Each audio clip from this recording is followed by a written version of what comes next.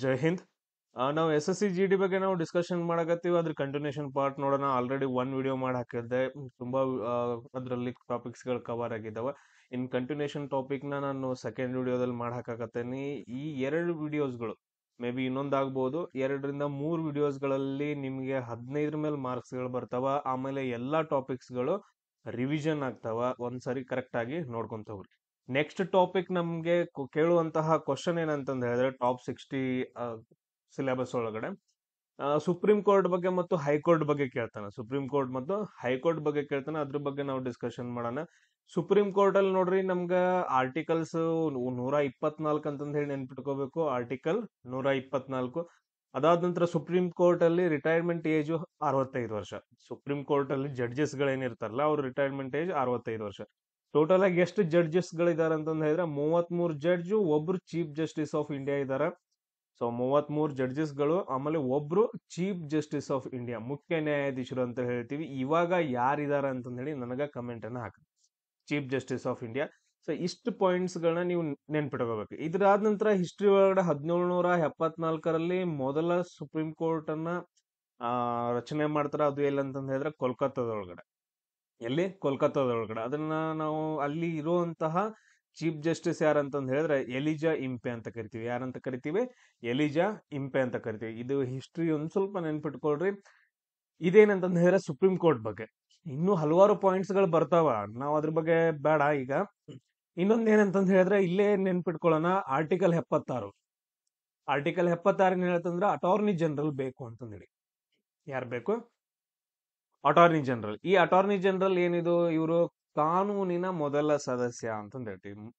So ನಮ್ಮ ಇಂಡಿಯಾದಲ್ಲಿ ಏನ್ ಕಾನೂನು ಬರುತ್ತೆ ಅದ್ರದ್ದು ಮೊದಲ ಸದಸ್ಯ ಯಾರಂತಂದ್ ಹೇಳಿದ್ರೆ ಅಟಾರ್ನಿ ಜನರಲ್ ಅಂತಂದ್ ಹೇಳ್ತೀವಿ. ಇವ್ರ ಕೆಲಸ ಏನಂದ್ರ ಆರ್ಟಿಕಲ್ 76 ಮುಖಾಂತರ ಸೆಲೆಕ್ಷನ್ ಮಾಡ್ತಾರ. ಆರ್ಟಿಕಲ್ 143 ಪ್ರಕಾರ, ಆರ್ಟಿಕಲ್ 143 ಪ್ರಕಾರ ಪಾರ್ಲಿಮೆಂಟ್ ಆಗಿರ್ಬೋದು, ಪ್ರೆಸಿಡೆಂಟ್ ಆಗಿರ್ಬೋದು, ಇವ್ರಿಗೆ ಸುಪ್ರೀಂ ಕೋರ್ಟ್ ಇಂದ, ಎಲ್ಲಿಂದ? ಸುಪ್ರೀಂ ಕೋರ್ಟ್ ಇಂದ ಸಲಹೆಗಳನ್ನ ನೀಡ್ತಾರ. ಯಾರು? ಅಟಾರ್ನಿ ಜನರಲ್ ಇದ್ದವ್ರು ಏನಂತಂದ್ರೆ ಸುಪ್ರೀಂ ಕೋರ್ಟ್ ಇಂದ ಆರ್ಟಿಕಲ್ 143 ಪ್ರಕಾರ ಪ್ರೆಸಿಡೆಂಟ್ ಅಥವಾ ಪಾರ್ಲಿಮೆಂಟ್ ಗೆ ಸಲಹೆಗಳನ್ನ ನೀಡ್ತಿರ್ತಾರೆ. ಯಾವ್ದಾದ್ರು ಕೇಸ್ಗಳು ಬಂದ್ರೆ ಅದನ್ನ ವಾದಿಸ್ತಿರ್ತಾರ ಸರ್ಕಾರದ್ದು. ಇದು ಆರ್ಟಿಕಲ್ 143. ಒಂದೊಂದು ಗ್ಲಾನ್ಸ್ ನೋಡ್ಕೊಳ್ರಿ. ಆಮೇಲೆ ನೆಕ್ಸ್ಟ್ ಇಂಪಾರ್ಟೆಂಟ್ ಆಗೋದು ಹೈಕೋರ್ಟ್ಗಳು. ಹೈಕೋರ್ಟ್ಗಳಲ್ಲಿ ಏನಂತಂದ್ ಹೇಳಿದ್ರೆ ರಿಟೈರ್ಮೆಂಟ್ ಏಜ್, ಜಡ್ಜಸ್ ಗಳ ರಿಟೈರ್ಮೆಂಟ್ ಏಜ್ 62 ಇರುತ್ತೆ. ಟೋಟಲ್ ಆಗಿ ಇವಾಗ ನಮ್ಮ ಇಂಡಿಯಾದೊಳಗಡೆ ಎಷ್ಟಿದಾವ ಹೈಕೋರ್ಟ್ಗಳು? ಟೋಟಲ್ ಆಗಿ 25 ಹೈಕೋರ್ಟ್ಗಳಿದಾವ. ಎಷ್ಟಿದಾವ? ಟೋಟಲ್ ಆಗಿ 25 ಹೈಕೋರ್ಟ್ಗಳಿದಾವ. ಅದ್ರದ್ದು ಮ್ಯಾಪ್ ಒಂದ್ ಸ್ವಲ್ಪ ನೀವು ನೋಡ್ಕೊಂಡ್ ಇಟ್ಕೊಂಡಿರ್ಬೇಕು. ಕೆಲವೊಂದ್ ಕಡೆ ಏನಾಗತ್ತಂದ್ರೆ ಈಗ ಬಾಂಬೆ ಹೈಕೋರ್ಟ್ ನೋಡ್ರಿ. ಬಾಂಬೆ ಹೈಕೋರ್ಟ್ ಎಲ್ಲಾನು ಕವರ್ ಮಾಡ್ಕೊಳತ್ತ. ಮಹಾರಾಷ್ಟ್ರ ಕವರ್ ಮಾಡ್ಕೊಳತ್ತ, ದಾದ್ರಾ ನಗರ್ ಹವೇಲಿ ಇವೇನ್ ಬರ್ತಾವಲ್ಲ ದ್ವೀಪಗಳನ್ನ ಕವರ್ ಮಾಡ್ಕೊಳ್ತೈತಿ. ಆಮೇಲೆ ಇನ್ನೊಂದ್ ಏನ್ ಬರುತ್ತಂತಂದ್ ಹೇಳಿದ್ರೆ ಇಲ್ಲಿ ನೋಡ್ರಿ, ಕೋಲ್ಕತ್ತಾ ಹೈಕೋರ್ಟ್ ಎಲ್ಲೈತಿ ನೋಡ್ರಿ. ಎಸ್, ಇಲ್ಲಿ ಕೋಲ್ಕತ್ತಾ ಹೈಕೋರ್ಟ್ ಅಂಡಮಾನ್ ಮತ್ತು ನಿಕೋಬಾರ್ಗಳನ್ನ ಸೇರಿಸ್ಬಿಟ್ಟು ಕೋಲ್ಕತ್ತಾ ಹೈಕೋರ್ಟ್ ಬರುತ್ತೆ. ಸೊ ಈ ರೀತಿಯಾಗಿ ಕೆಲವೊಂದು ಹೈಕೋರ್ಟ್ಗಳು 2 ಅಥವಾ 3 ರಾಜ್ಯಗಳನ್ನ ಸೇರಿಸಿ, ಅಥವಾ 1 ಅಥವಾ 2 ಕೇಂದ್ರಾಡಳಿತ ಪ್ರದೇಶ ರಾಜ್ಯಗಳನ್ನ ಸೇರಿಸಿ ಒಂದು ಹೈಕೋರ್ಟ್ ಅನ್ನ ಎಸ್ಟಾಬ್ಲಿಷ್ ಮಾಡಿರ್ತಾರ. ಅದು ಇಂಪಾರ್ಟೆಂಟ್ ಆಗುತ್ತೆ. ಕ್ಲಿಯರ್ ಎಲ್ರಿಗೂ? ನೋಡ್ರಿ, ಟೋಟಲ್ ಆಗಿ 5 ಜನ ಜಡ್ಜಸ್ ಗಳಿದಾರ. ಅಂದ್ರ ಸುಪ್ರೀಂ ಕೋರ್ಟ್ ಜಡ್ಜ್ ಆಗಿರ್ಬೋದು, chief justice of India. So ಅವ್ರು ರಿಟೈರ್ಡ್ ಆದ ನಂತರ ನೆಕ್ಸ್ಟ್ ಬೇರೆ ಕಡೆ ಎಲ್ಲಾದ್ರೂ ಸೆಲೆಕ್ಷನ್ ಆಗಿರ್ತಾರ. ಆ ಕ್ವಶನ್ ಜಾಸ್ತಿ ಬರುವಂತ ಚಾನ್ಸಸ್ ಜಾಸ್ತಿ ಐತೆ. ಡಿ.ವೈ. ಚಂದ್ರಚೂಡ್ ಅಂತಂದೇಳಿ ಇವರು November 2024 chief justice of India ಇದ್ರು. ಇವಾಗ ಹೊಸದಾಗ ಆಗಿದಾರ. ಅವ್ರು ಯಾರಂತ ಕಮೆಂಟ್ ಹಾಕ್ರಿ. ಡಿ.ವೈ. ಚಂದ್ರಚೂಡ್ ಎಲ್ಲಾದ್ರೂ ಸೆಲೆಕ್ಷನ್ ಆಗ್ಯಾರ ನೋಡ್ರಿ. ನೆಕ್ಸ್ಟ್ ಜಡ್ಜಸ್ ಗಳು ಹಿಮಾ ಕೊಹ್ಲಿ, ಆಮೇಲೆ ಎ.ಎಸ್. ಬೋಪಣ್ಣ, ಅನಿರುದ್ಧ್ ಬೋಸ್, ಆಮೇಲೆ ಸಂಜಯ್ ಕಿಶನ್ ಕೌಲ್ ಅಂತಂದೇಳಿ ಇವರು 5 ಜನರು ರಿಟೈರ್ಡ್ ಆದವರು 2024ರಲ್ಲಿ. ಇವ್ರೆಲ್ಲಾದ್ರೂ ನೆಕ್ಸ್ಟ್ ಜಾಯಿನ್ ಆಗಿದ್ರೆ, ಎಲ್ಲಾದ್ರೂ ನೆಕ್ಸ್ಟ್ ಸೆಲೆಕ್ಷನ್ ಆಗಿದ್ರೆ ಅವರು ನೇಮ್ ನ ನೆನ್ಪಿಟ್ಕೋಬೇಕು. ಆ ಕ್ವಶನ್ ಪಕ್ಕ ಬಂದೇ ಬರುತ್ತೆ. ಸೊ ನೆಕ್ಸ್ಟ್ ನೋಡ್ರಿ, ಇಂಪಾರ್ಟೆಂಟ್ ಕ್ವಶನ್ ಬ್ಯಾಡ್ಮಿಂಟನ್ ಮೇಲೆ ಜಾಸ್ತಿ ಬಂದೈತೆ. ಬ್ಯಾಡ್ಮಿಂಟನ್ ಅಲ್ಲಿ ಇಂಡಿಯನ್ ಪ್ಲೇಯರ್ಸ್ ಗಳನ್ನ ಹೆಸರು ಕೊಟ್ಬಿಟ್ಟು ಇವರು ಯಾವ ಆಟಕ್ಕೆ ಸಂಬಂಧಪಟ್ಟಿದ್ದಾರೆ ಅಂತ ಹೇಳಿ ಬ್ಯಾಡ್ಮಿಂಟನ್ ನೋಡ್ರಿ. ಪ್ರಕಾಶ್ ಪಡುಕೋನೆ, ಶ್ರೀಕಾಂತ್ ಕಿಡಂಬಿ, ಜ್ವಾಲಾ ಗುಟ್ಟಾ, ಸೈನಾ ನೆಹ್ವಾಲ್, ಪಿ.ವಿ. ಸಿಂಧು, ಆಮೇಲೆ ಲಕ್ಷ್ಯ ಸೇನ್, ಎಚ್.ಎಸ್. ಪ್ರಣೋಯ್, ಸಾತ್ವಿಕ್ ಸಾಯಿರಾಜ್, ರಾಂಕಿರೆಡ್ಡಿ, ಆಮೇಲೆ ಚಿರಾಗ್ ಶೆಟ್ಟಿ. ಇವರು ಇಂಪಾರ್ಟೆಂಟ್ ಬ್ಯಾಡ್ಮಿಂಟನ್ ಪ್ಲೇಯರ್ಸ್. ಯಾಕಂತಂದ್ ಹೇಳಿದ್ರೆ ಅವ್ರು ರಾಷ್ಟ್ರ ಪ್ರಶಸ್ತಿಗಳನ್ನ ತಗೊಂಡಿದಾರ. ಅವರೆಲ್ಲ ಇಂಪಾರ್ಟೆಂಟ್ ಆಗ್ತಾರೆ. ಒಂದ್ಸರಿ ನೋಡ್ಕೊಂಡ್ಬಿಡ್ರಿ. ಪುಲ್ಲೆಲ್ ಗೋಪಿಚಂದ, ಸೈನಾ ನೆಹ್ವಾಲ್, ಪಿ.ವಿ. ಸಿಂಧು, ನಂದು ಎಂ ನಾಟೇಕರ್, ಮೀನಾ ಶಾ, ದಿನೇಶ್ ಖನ್ನಾ. ಇದ್ರಲ್ಲಿ ಸೈನಾ ನೆಹ್ವಾಲ್, ಪಿ.ವಿ. ಸಿಂಧು ಬಹಳ ಇಂಪಾರ್ಟೆಂಟ್ ಆಗ್ತಾರ. ಪ್ರಕಾಶ್ ಪಡುಕೋನೆ ಇಂಪಾರ್ಟೆಂಟ್ ಆಗ್ತಾರ. ಉಳಿದವ್ರ ಹೆಸರುಗಳನ್ನ ನೋಡ್ಕೊಳ್ರಿ, ಒಂದ್ಸರಿ ಓದ್ಕೊಂಡಿರ್ರಿ. ಆಮೇಲೆ ನೆಕ್ಸ್ಟ್ ಉಳ್ದವ್ರು ನೋಡ್ರಿ ಯಾರ್ಯಾರು, ನಾನು ಅದಕ್ಕೆ ಏನಂತಂದ್ ಹೇಳಿದ್ರೆ ನಾರ್ಮಲ್ ಲಿಸ್ಟ್ ಅನ್ನ ಕೊಟ್ಬಿಟ್ಟಿದ್ದೆ. ಇವರೆಲ್ಲ ಏನಂತಂದ್ ಹೇಳಿದ್ರೆ ಇಂಪಾರ್ಟೆಂಟ್ ಆಗ್ತಾರ ಬ್ಯಾಡ್ಮಿಂಟನ್ ಆಟದೊಳಗ. ಸೊ ನಮ್ಗ ನೆಕ್ಸ್ಟ್ ಕ್ವಶನ್ ಬರೋದು ಸಂಗೀತ ನಾಟಕ ಅಕಾಡೆಮಿ ಪ್ರಶಸ್ತಿ ಮೇಲೆ. ಸಂಗೀತ ನಾಟಕ ಅಕಾಡೆಮಿ ಪ್ರಶಸ್ತಿ ಮೇಲೆ ನಮ್ಗ ನೆಕ್ಸ್ಟ್ ಕ್ವಶನ್ ತುಂಬಾ ಇಂಪಾರ್ಟೆಂಟ್ ಬರುತ್ತೆ. ಅದ್ರ ಬಗ್ಗೆ ನಾನು ಹೇಳ್ಕೊಡ್ತೀನಿ ನೋಡ್ರಿ. ಇವಾಗ ರೀಸೆಂಟ್ ಆಗಿ 2020ರಲ್ಲಿ ಸುಮಿತ್ರಾ ಗುಹಾ, ಆರಂತಿ ಅಂಕಲಿಕರ್ ಟೀಕೇಕರ್ ಅಂತಂದ್ ಹೇಳಿ, 2021ರಲ್ಲಿ ಉದಯ್ ಭವಲ್ಕರ್, ಸುಬ್ರಾಬ್ ಗುಹಾ, ಆಮೇಲೆ 2022ರಲ್ಲಿ ದೇವಕಿ ಪಂಡಿತ್, ಹರ್ವಿಂದರ್ ಸಿಂಗ್, 2023ರಲ್ಲಿ ಕಲಾಪಿನಿ ಕೋಮ್ಕಲಿ, ಆಮೇಲೆ ವಿನೋದ್ ಕುಮಾರ್ ದ್ವಿವೇದಿ ಅಂತಂದ್ ಹೇಳಿ. ಇವ್ರದ್ದು ಹೆಸರುಗಳನ್ನ ಕೇಳಂಗಿಲ್ಲ, ಬಟ್ ಅದ್ರನ್ನು ಕೂಡ ಒಂದ್ಸರಿ ನೆನ್ಪಿಟ್ಕೊಳ್ರಿ. ನಮ್ಗ ನೆಕ್ಸ್ಟ್ ಯಾವ ಹೆಸರುಗಳನ್ನ ಕೇಳ್ತಾರ ಅನ್ನೋದು ನಾನು ಒಂದ್ಸರಿ ಹೇಳ್ಬಿಡ್ತೀನಿ. ನಮ್ಗೆ ಕ್ವಶನ್ಸ್ಗಳು ಸರೋದ್ ವಾದಕರಲ್ಲಿ ಕ್ವಶನ್ಸ್ಗಳು ಬರಬಹುದು. ಅಲ್ಲಾವುದ್ದೀನ್ ಖಾನ್, ಹಫೀಜ್ ಅಲಿ ಖಾನ್, ರಾಧಿಕಾ ಮೋಹನ್ ಮೈತ್ರಾ ಅಂತಂದ್ ಹೇಳಿ. ಸೊ ಈ ಹೆಸರುಗಳು ಬರ್ಬೋದು. ಆಮೇಲೆ ತೇಜೇಂದ್ರ ಮಜುಂದಾರ್ ಅಂತಂದ್ ಹೇಳಿ ಈ ಕ್ವಶನ್ ಬಂದೈತೆ. ಆಮೇಲೆ ನೆಕ್ಸ್ಟ್ ಶಹನಾಯ್ ಒಳಗಡೆ ಉಸ್ತಾದ್ ಬಿಸ್ಮಿಲ್ಲಾ ಖಾನ್ ಯಾವ್ದಕ್ ಸಂಬಂಧಪಟ್ಟಿದಾರ ಅಂತ ಕೇಳಿದಾರ, ಶಹನಾಯ್. ಆಮೇಲೆ ಕೃಷ್ಣಾರಾಮ್ ಚೌಧರಿ ಬಗ್ಗೆ ಕ್ವಶನ್ ಅನ್ನ ಕೇಳಿದಾರ. ಆಮೇಲೆ ರಘುನಾಥ್ ಪ್ರಸನ್ನ, ಆಮೇಲೆ ರಾಜೇಂದ್ರ ಪ್ರಸನ್ನ, ಈ ಹೆಸರುಗಳು ಬಂದಿದಾವ್. ಕ್ವಶನ್ ಸಿತಾರ್ ಮೇಲೆ ಬಲರಾಮ್ ಪಾಠಕ್ ಬಗ್ಗೆ, ಆಮೇಲೆ ಉಮಾಶಂಕರ್ ಮಿಶ್ರಾ ಬಗ್ಗೆ ಕ್ವಶನ್ಸ್ ಗಳು ಬಂದಿದ್ದಾರೆ. ಆಮೇಲೆ ಹರ್ವಿಂದರ್ ಕುಮಾರ್ ಶರ್ಮಾ 2023ರಲ್ಲಿ ಬಂದೈತಲ್ಲ, ಮೇ ಬಿ ಈ ಕ್ವಶನ್ ಬರ್ಬೋದು ನಿಮ್ಗೆ, ಯಾಕಂದ್ರೆ ರೀಸೆಂಟ್ ಆಗೈತೆ. ಆಮೇಲೆ ಕುಶಾಲ್ ದಾಸ್ ಅಂತಂದ್ ಹೇಳಿ, ಇವ್ ನೋಡ್ರಿ ಮಂಜು ಮೆಹ್ತಾ, ಕುಶಾಲ್ ದಾಸ್, ಹರ್ವಿಂದರ್ ಕುಮಾರ್ ಶರ್ಮಾ ಸಿತಾರಕ್ಕೆ ಸಂಗೀತ ನಾಟಕ ಅಕಾಡೆಮಿ ಪ್ರಶಸ್ತಿ ಸಿಕ್ಕೈತೆ. ನೋಡ್ರಿ ಭರತನಾಟ್ಯ ಅಂತ ನೋಡ್ರಿ, ಟಿ ಬಾಲ ಸರಸ್ವತಿ, ರುಕ್ಮಿಣಿ ದೇವಿ ಅರುಂದಲೆ, ಇವು ಕ್ವಶನ್ಸ್ ಗಳು ಸಂಗೀತ ನಾಟಕ ಅಕಾಡೆಮಿ ಅಂತಂದ್ ಹೇಳಿ ರಿಪೀಟ್ ಬಂದವಲ್ಲ. ಟಿ ಬಾಲ ಸರಸ್ವತಿ, ರುಕ್ಮಿಣಿ ದೇವಿ ಅರುಂದಲೆ. ಆಮೇಲೆ ನೆಕ್ಸ್ಟ್ ಇದ್ರಲ್ಲಿ ಮತ್ತೆ ಯಾರು ಬರ್ತಾರ ನೋಡ್ರಿ, ಅಲರ್ಮೇಲ್ ವಲ್ಲಿ ಅಂತಂದ್ ಹೇಳಿ, ಅಲರ್ವೇಲ್ ವಲ್ಲಿ ಅಂತಂದ್ ಹೇಳಿ ತುಂಬಾ ಇಂಪಾರ್ಟೆಂಟ್ ಆಗುತ್ತೆ. ಟಿ ಕೆ ಸ್ವಾಮಿನಾಥನ್ ಪಿಳ್ಳೆ ಅಂತಂದ್ ಹೇಳಿ. ಆಮೇಲೆ ನೆಕ್ಸ್ಟ್ ಇಂಪಾರ್ಟೆಂಟ್ ವೈಜಯಂತಿ ಮಾಲಾ, ಯಾಮಿನಿ ಕೃಷ್ಣಮೂರ್ತಿ. ಹೆಸರುಗಳು ನೆನಪು ಬರ್ತಿದಾವ, ರಿಪೀಟ್ ಆಗಿ ಕೇಳಿಸ್ಕೊಂಡಿದೀರಾ ಕ್ಲಾಸ್ ಅಲ್ಲಿ. ಆಮೇಲೆ ನರ್ತಕಿ ನಟರಾಜನ್, ಆಮೇಲೆ ವಸುಂಧರಾ ದೊರಸ್ವಾಮಿ.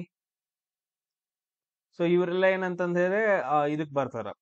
ಸಾರಿ, ಇನ್ನೊಬ್ರು ಅಡ್ಯಾರ್ ಕೆ ಲಕ್ಷ್ಮಣ್ ಅಂತಂದ್ ಹೇಳಿ. ಇವರೆಲ್ಲ ಯಾವ್ದಕ್ ಬಂದ್ರು, ಭರತನಾಟ್ಯ. ನೆಕ್ಸ್ಟ್ ಚೌ ಅಂತಂದ್ ಬಂತು ಅಂತಂದ್ ಹೇಳಿದ್ರೆ ಇವ್ರಷ್ಟ ನೋಡ್ಕೊಳ್ರಿ. ಮಯೂರ್ ಬಂಜ್ ಏನಿದಾರಲ್ಲ, ಇವ್ರ ಬಗ್ಗೆ ತುಂಬಾ ಇಂಪಾರ್ಟೆಂಟ್ ಆಗತ್ತೆ. ಮಯೂರ್ ಬಂಜ್, ಅದ್ರಲ್ಲಿ ಚೌ ಅಲ್ಲಿ ಏನಂತಂದ್ ಹೇಳಿದ್ರೆ ಮಯೂರ್ ಬಂಜ್ ಒಂದು ಟೈಪ್. ಅನಂತ್ ಚರಣ್ ಶಾಹಿ, ಕೃಷ್ಣಚಂದ್ರ ನಾಯಕ್, ಮದನ್ ಮೋಹನ್ ಲೆಂಕಾ, ಆಮೇಲೆ ನೆಕ್ಸ್ಟ್ ಚಂದ್ರಶೇಖರ್ ಬಂಜ್. ಸೊ ಇವ್ರು ಇಂಪಾರ್ಟೆಂಟ್ ಆಗ್ತಾರ. ಆಮೇಲೆ ಇವ್ರೊಬ್ಬರು ನೋಡ್ರಿ, ಬ್ರಜೇಂದ್ರ ಕುಮಾರ್ ಪಾಟ್ನಾಯಕ್, ಇವ್ರ ಬಗ್ಗೆ ಕ್ವಶನ್ಸ್ ಗಳನ್ನ ಕೇಳಿದಾರ. ನೆಕ್ಸ್ಟ್ ಕಥಕ್ ಮೇಲೆ ಶಂಭು ಮಹಾರಾಜ್, ಲಚ್ಚು ಮಹಾರಾಜ್, ಆಮೇಲೆ ಸಿತಾರಾ ದೇವಿ, ಬಿರ್ಜು ಮಹಾರಾಜ್. ಸೊ ಇವ್ರು ಇಂಪಾರ್ಟೆಂಟ್ ಆಗ್ತಾರ. ಆಮೇಲೆ 2020ರಿಂದ ಇಲ್ಲಿ ನೋಡ್ರಿ, ಇವ್ರು ಕೇಳ್ಬೋದು. ಕಮೇಲಿನಿ ಆಸ್ಥಾನ, ನಳಿನಿ ಆಸ್ಥಾನ ಕೇಳ್ಬೋದು. ಆಮೇಲೆ ಜಗದೀಶ್ ಗಂಗನಿ, ಇವರೆಲ್ಲ ಏನಂತಂದ್ ಹೇಳಿದ್ರೆ ಕಥಕ್ಗೆ ಸಂಬಂಧಪಟ್ಟಂತಹ ಸಂಗೀತ ನಾಟಕ ಅಕಾಡೆಮಿ ತಗೊಂಡವ್ರು. ಆಮೇಲೆ ಕಥಕ್ಕಳಿ ಅಂತ ಬಂತು ಅಂತಂದ್ ಹೇಳಿದ್ರೆ ಕಲಾಮಂಡಲಂ ಕೃಷ್ಣಂ ಅಯ್ಯಾರ್. ಕಲಾಮಂಡಲಂ ಅಂತಂದ್ ಎಲ್ಲೆಲ್ಲಿ ಬರುತ್ತ ಅವ್ರನ್ನೆಲ್ಲ ನೀವು ತಗೊಂಡ್ಬೇಕು. ಕೊಟ್ಟಕ್ಕಲ್ಲ ಕೃಷ್ಣನ್ ಕುಟ್ಟಿ ನಾಯನ್ ಅಂತಂದ್ ಹೇಳಿ ಕಲಾಮಂಡಲಂ ಎಲ್ಲಿ ಇದಾವ್ ನೋಡ್ರಿ. ಸೊ ಇದ್ರೊಳಗಡೆ ಅವರೆಲ್ಲ ಏನಂತಾರೆ ಇಂಪಾರ್ಟೆಂಟ್ ಆಗ್ತಾರೆ. ಕಲಾಮಂಡಲಂ ಪದ್ಮನಾಭ ಅಯ್ಯರ್. ಆಮೇಲೆ ಈಗ ನೋಡ್ರಿ 2022-23 ಕಲಾಮಂಡಲಂ ಬಾಲಸುಬ್ರಹ್ಮಣ್ಯಂ ಕಥಕ್ಕಳಿಗೆ. 2023 ಮಾರ್ಗಿ ವಿಜಯ್ ಕುಮಾರ್ ಅಂತಂದ್ ಹೇಳಿ. ನೆಕ್ಸ್ಟ್ ಕೂಚಿಪುಡಿ ಅಂತಂದ್ ಹೇಳಿ ಬರ್ತಾರ. ಸೊ ಇಲ್ಲೊಂದು ಲಿಸ್ಟ್ ಐತಿ ನೋಡ್ರಿ, ಅದನ್ನ ನೋಡ್ಕೊಡ್ರಿ. ಆಮೇಲೆ ನೆಕ್ಸ್ಟ್ ಮಣಿಪುರಿ ಒಳಗಡೆ ಏನ್ ಬೇಡ, ಅಷ್ಟೊಂದೇನ್ ಕೇಳಂಗಿಲ್ಲ. ನೆಕ್ಸ್ಟ್ ಮೋಹಿನಿ ಅಟ್ಟಂ ಬಗ್ಗೆ ನೋಡ್ಕೋಬೇಕು. ಸೊ ಕಲಾಮಂಡಲಂ ಕಲ್ಯಾಣ ಕುಟ್ಟಿ ಅಮ್ಮ, ಈ ಒಂದು ಕ್ವಶನ್ ಇವ್ರ ಬಗ್ಗೆ ಬಾಳ್ ಬಂದವ. ಸೊ ನೋಡ್ಕೊಂಡ್ ಇಟ್ಕೊಳ್ರಿ. ಸೊ ನೆಕ್ಸ್ಟ್ ನಿಮ್ಗೆ ಕ್ವಶನ್ಸ್ ಗಳು ಹಬ್ಬಗಳ ಮೇಲೆ ಬರ್ತಾವ. ಹಬ್ಬಗಳು, ಸೊ ಇದ್ರ ಬಗ್ಗೆ ನಾನು 4 ವಿಡಿಯೋಸ್ ಗಳನ್ನ ಮಾಡಿ ಹಾಕಿದೀನಿ. ನೀವು ಸರ್ಚ್ ಮಾಡ್ರಿ, GK ವಿಡಿಯೋಸ್ ಗಳು ಸಿಗ್ತಾವ. ಇಲ್ಲ ಅಂತಂದ್ ಹೇಳಿದ್ರೆ ಡಿಸ್ಕ್ರಿಪ್ಷನ್ ಬಾಕ್ಸ್ ಅಲ್ಲಿ ಇರ್ತಾವ, ಫೆಸ್ಟಿವಲ್ಸ್ ಹಬ್ಬಗಳು ಅಂತಂದ್ ಹೇಳಿ.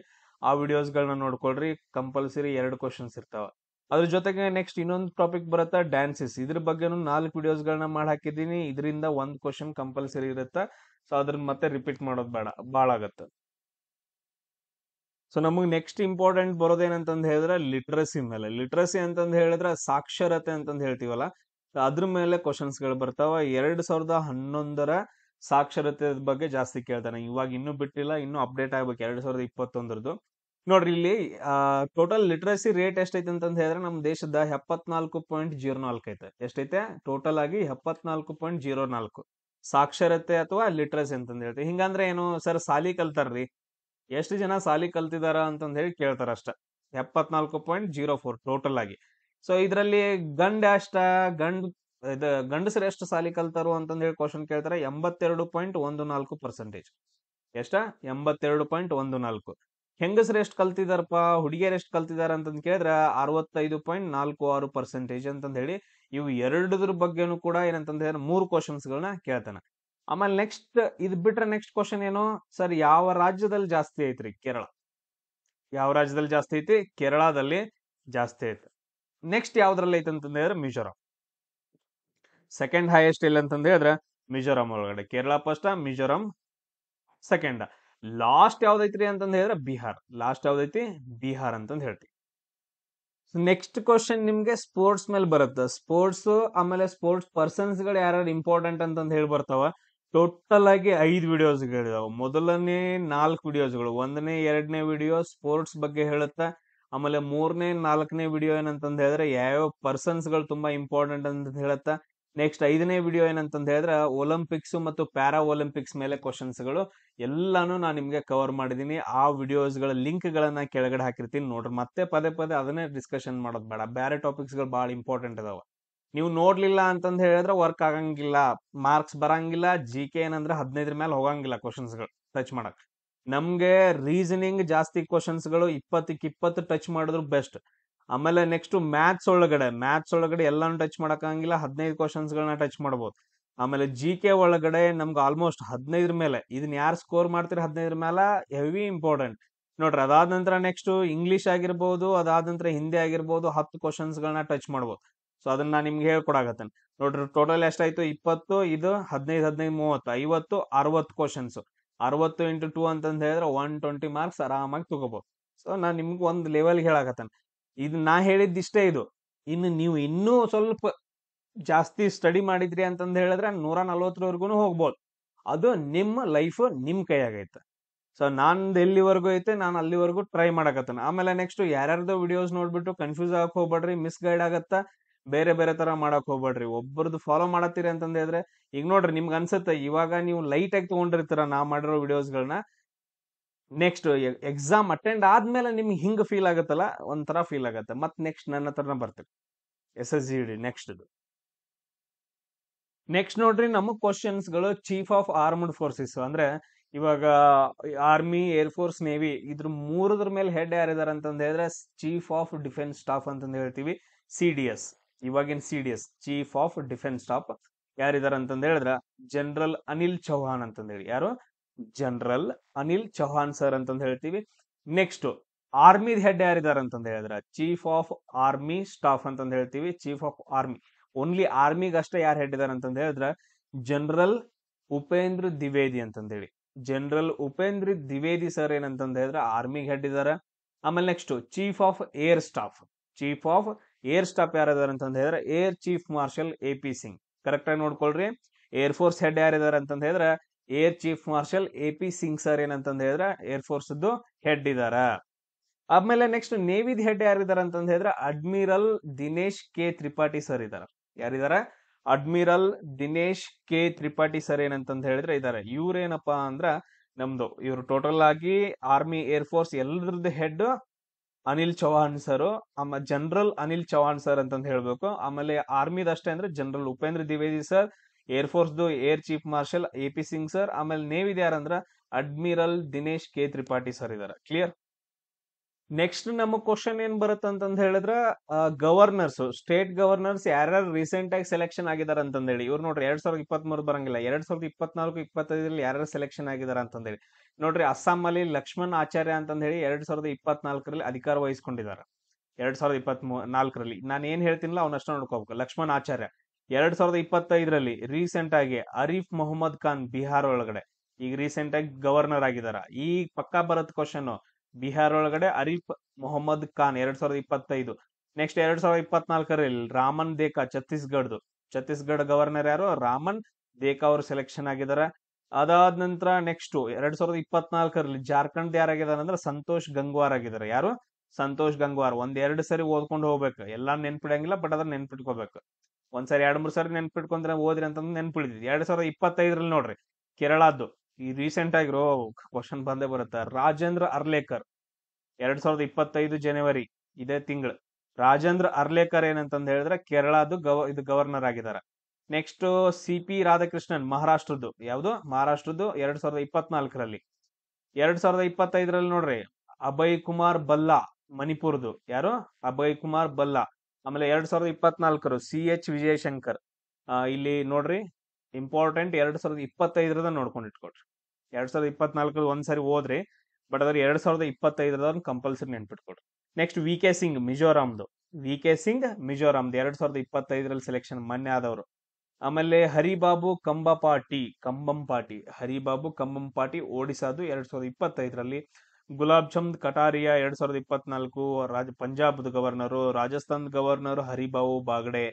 ಸಿಕ್ಕಿಂದು ಓಂ ಪ್ರಕಾಶ್ ರಾವತ್ 2025 ನೆನ್ಪಿಟ್ಕೊಳ್ರಪ್ಪ. ಇಷ್ಟೇನಂತಂದ್ ಹೇಳಿದ್ರೆ ಗವರ್ನರ್ಸ್ಗಳು ಎಲ್ಲಾ ಲಿಸ್ಟ್ ಒಂದ್ ಸೈಡ್ ಸಪರೇಟ್ ಆಗಿ ಬರ್ದಿಟ್ಕೊಳ್ರಿ. ಈಗ ಒಂದು ಏನಂತಂದ್ ಹೇಳಿದ್ರೆ ನನ್ಗೆ ಕಮೆಂಟ್ ಒಳಗಡೆ ಒಂದು ಇದನ್ನ ಲಿಸ್ಟ್ ಅನ್ನ ಹಾಕ್ಬಿಡ್ರಿ. 2024ರಲ್ಲಿ ಯಾವ ರಾಜ್ಯ ಯಾವ ಗವರ್ನರ್, 2025ರಲ್ಲಿ ಯಾವ ರಾಜ್ಯ ಯಾವ ಗವರ್ನರ್ ಸೆಲೆಕ್ಷನ್ ಆಗಿದಾರೆ ಅಂತಂದ್ ಹೇಳಿ ನನಗೂ ಯೂಸ್ ಆಗತ್ತ, ಮುಂದೆ ಎಲ್ರಿಗೂ ಯೂಸ್ ಆಗತ್ತ. ಕ್ಲಿಯರ್. ನೆಕ್ಸ್ಟ್ ಇಂಪಾರ್ಟೆಂಟ್ ಕ್ವಶನ್ ಬರೋದು ಮೌರ್ಯರು ಅಂತಂದ್ ಹೇಳಿ ಬರ್ತಾರ. ಕೆಲವೊಂದು ಟಾಪಿಕ್ಸ್ ಗಳನ್ನ ನಾನು ಹೇಳ್ಕೊಂತ ಹೋಗ್ತೀನಿ, ಅದನ್ನ ನೀವು ನೆನ್ಪಿಟ್ಕೋಬೇಕು. ಬಾಳ ಅಂದ್ರೆ ಬಾಳ ಇಂಪಾರ್ಟೆಂಟ್ ಆಗತ್ತ. ಮೌರ್ಯರ ಮೇಲೆ ಒಂದ್ ಕ್ವಶನ್ ಬಂದೇ ಬರುತ್ತೆ 100%. ಏನಂತಂದ್ ಹೇಳಿದ್ರೆ ಒಂದ್ ಕ್ವಶನ್ ಮೌರ್ಯರ ಮೇಲೆ ಇದ್ದೇ ಇರುತ್ತೆ. ಕ್ಲಿಯರ್ ಎಲ್ರಿಗೂ? ಅದನ್ನ ಈಗ ಏನಂತಂದ್ ಹೇಳಿದ್ರೆ ನಾವು ನೋಡ್ಕೊಳ್ಳೋಣ. ಫಸ್ಟ್ ಒಂದ್ ನೋಡ್ರಿ, ಅರ್ಥಶಾಸ್ತ್ರ ಬುಕ್ ಅನ್ನ ಬರೆದವ್ರು ಯಾರು? ಅರ್ಥಶಾಸ್ತ್ರ ಬುಕ್ ಅನ್ನ ಬರೆದವ್ರು ಯಾರು ಅಂತಂದ್ ಹೇಳಿದ್ರೆ ಕೌಟಿಲ್ಯ ಅಂತಂದ್ ಹೇಳ್ತೀವಿ. ಯಾರು? ಕೌಟಿಲ್ಯ. ಇವನ್ ಕೌಟಿಲ್ಯನನ್ನ ನಾವು ಏನಂತ ಕರಿತೀವಿ? ವಿಷ್ಣುಗುಪ್ತ ಅಂತಾನು ಕೂಡ ಕರಿತೀವಿ, ಚಾಣಕ್ಯ ಅಂತಾನು ಕರಿತೀವಿ. ಆಮೇಲೆ ಇನ್ನೊಂದು ಕೃತಿ ಬರುತ್ತೆ ಇಂಡಿಕಾ. ಇಂಡಿಕಾ ಗ್ರಂಥದ ಮೇಲೆ ಹಲವಾರು ಸಾರಿ ಕ್ವಶನ್ಸ್ ಗಳು ಬಂದಿದಾವ. ಇದನ್ನ ಬರೆದವರು ಮೆಗಸ್ತನಿಸ್. ಆಮೇಲೆ ಇದು ಯಾವ ನಗರದ ಆಡಳಿತದ ಬಗ್ಗೆ ಹೇಳತ್ತಂದ್ರ ಪಾಟಲಿಪುತ್ರ ನಗರದ ಆಡಳಿತದ ಬಗ್ಗೆ ಹೇಳುವಂತಹ ಒಂದ್ ಬುಕ್. ಅಲ್ಲಿ ಯಾವ ತರ ಅಧಿಕಾರ ನಡೆಸ್ತಾ ಇದ್ರು, ಟೋಟಲ್ ಆಗಿ 30 ಏನಂತಂದ್ ಹೇಳಿದ್ರೆ ವಾರ್ಡ್ ಗಳನ್ನಾಗಿ ಮಾಡಿದ್ರು. ಪುರಸಭೆ ಏನೋ ಹೇಳ್ತೀವಿ, ವಾರ್ಡ್ ಗಳನ್ನ 30 ಅಧಿಕಾರಿಗಳಿದ್ರಲ್ಲಿ. ಒಂದೊಂದು ವಾರ್ಡ್ಗೆ ಏನಂದ್ರೆ ಅಧಿಕಾರಿಗಳಿದ್ರು ಅಂತಂದ್ ಹೇಳಿ ಅದು ತುಂಬಾ ಕ್ಲಿಯರ್ ಆಗಿ ನಮ್ಗೆ ಹೇಳುತ್ತೆ. ಆಮೇಲೆ ನೆಕ್ಸ್ಟ್ ನೋಡ್ರಿ, ಕಲ್ಪಸೂತ್ರ ಅಂತಂದ್ ಹೇಳಿ ಒಂದು ಬರುತ್ತ. ಇದು ಚಂದ್ರಗುಪ್ತನ ಬಗ್ಗೆ ಹೇಳುತ್ತ. ಕಲ್ಪಸೂತ್ರ ಅನ್ನೋ ಒಂದು ಬುಕ್ ಬರುತ್ತ, ಇದು ಚಂದ್ರಗುಪ್ತನ ಬಗ್ಗೆ ಹೇಳುತ್ತಾ. ಇದು ಜೈನರು ಬರೆದಿರುವಂತಹ ಒಂದು ಬುಕ್ ಆಗೈತೆ. ಆಮೇಲೆ ನೆಕ್ಸ್ಟ್ ಇಂಪಾರ್ಟೆಂಟ್ ಏನಂತಂದ್ ಹೇಳಿದ್ರೆ 1837ರಲ್ಲಿ 1837ರವರೆಗೂ ನಮ್ಗೆ ಗೊತ್ತಿರ್ಲಿಲ್ಲ ಅಶೋಕನ ಶಾಸನಗಳ ಬಗ್ಗೆ ಅಷ್ಟೊಂದು ಡೀಟೇಲ್ ಗೊತ್ತಿರ್ಲಿಲ್ಲ.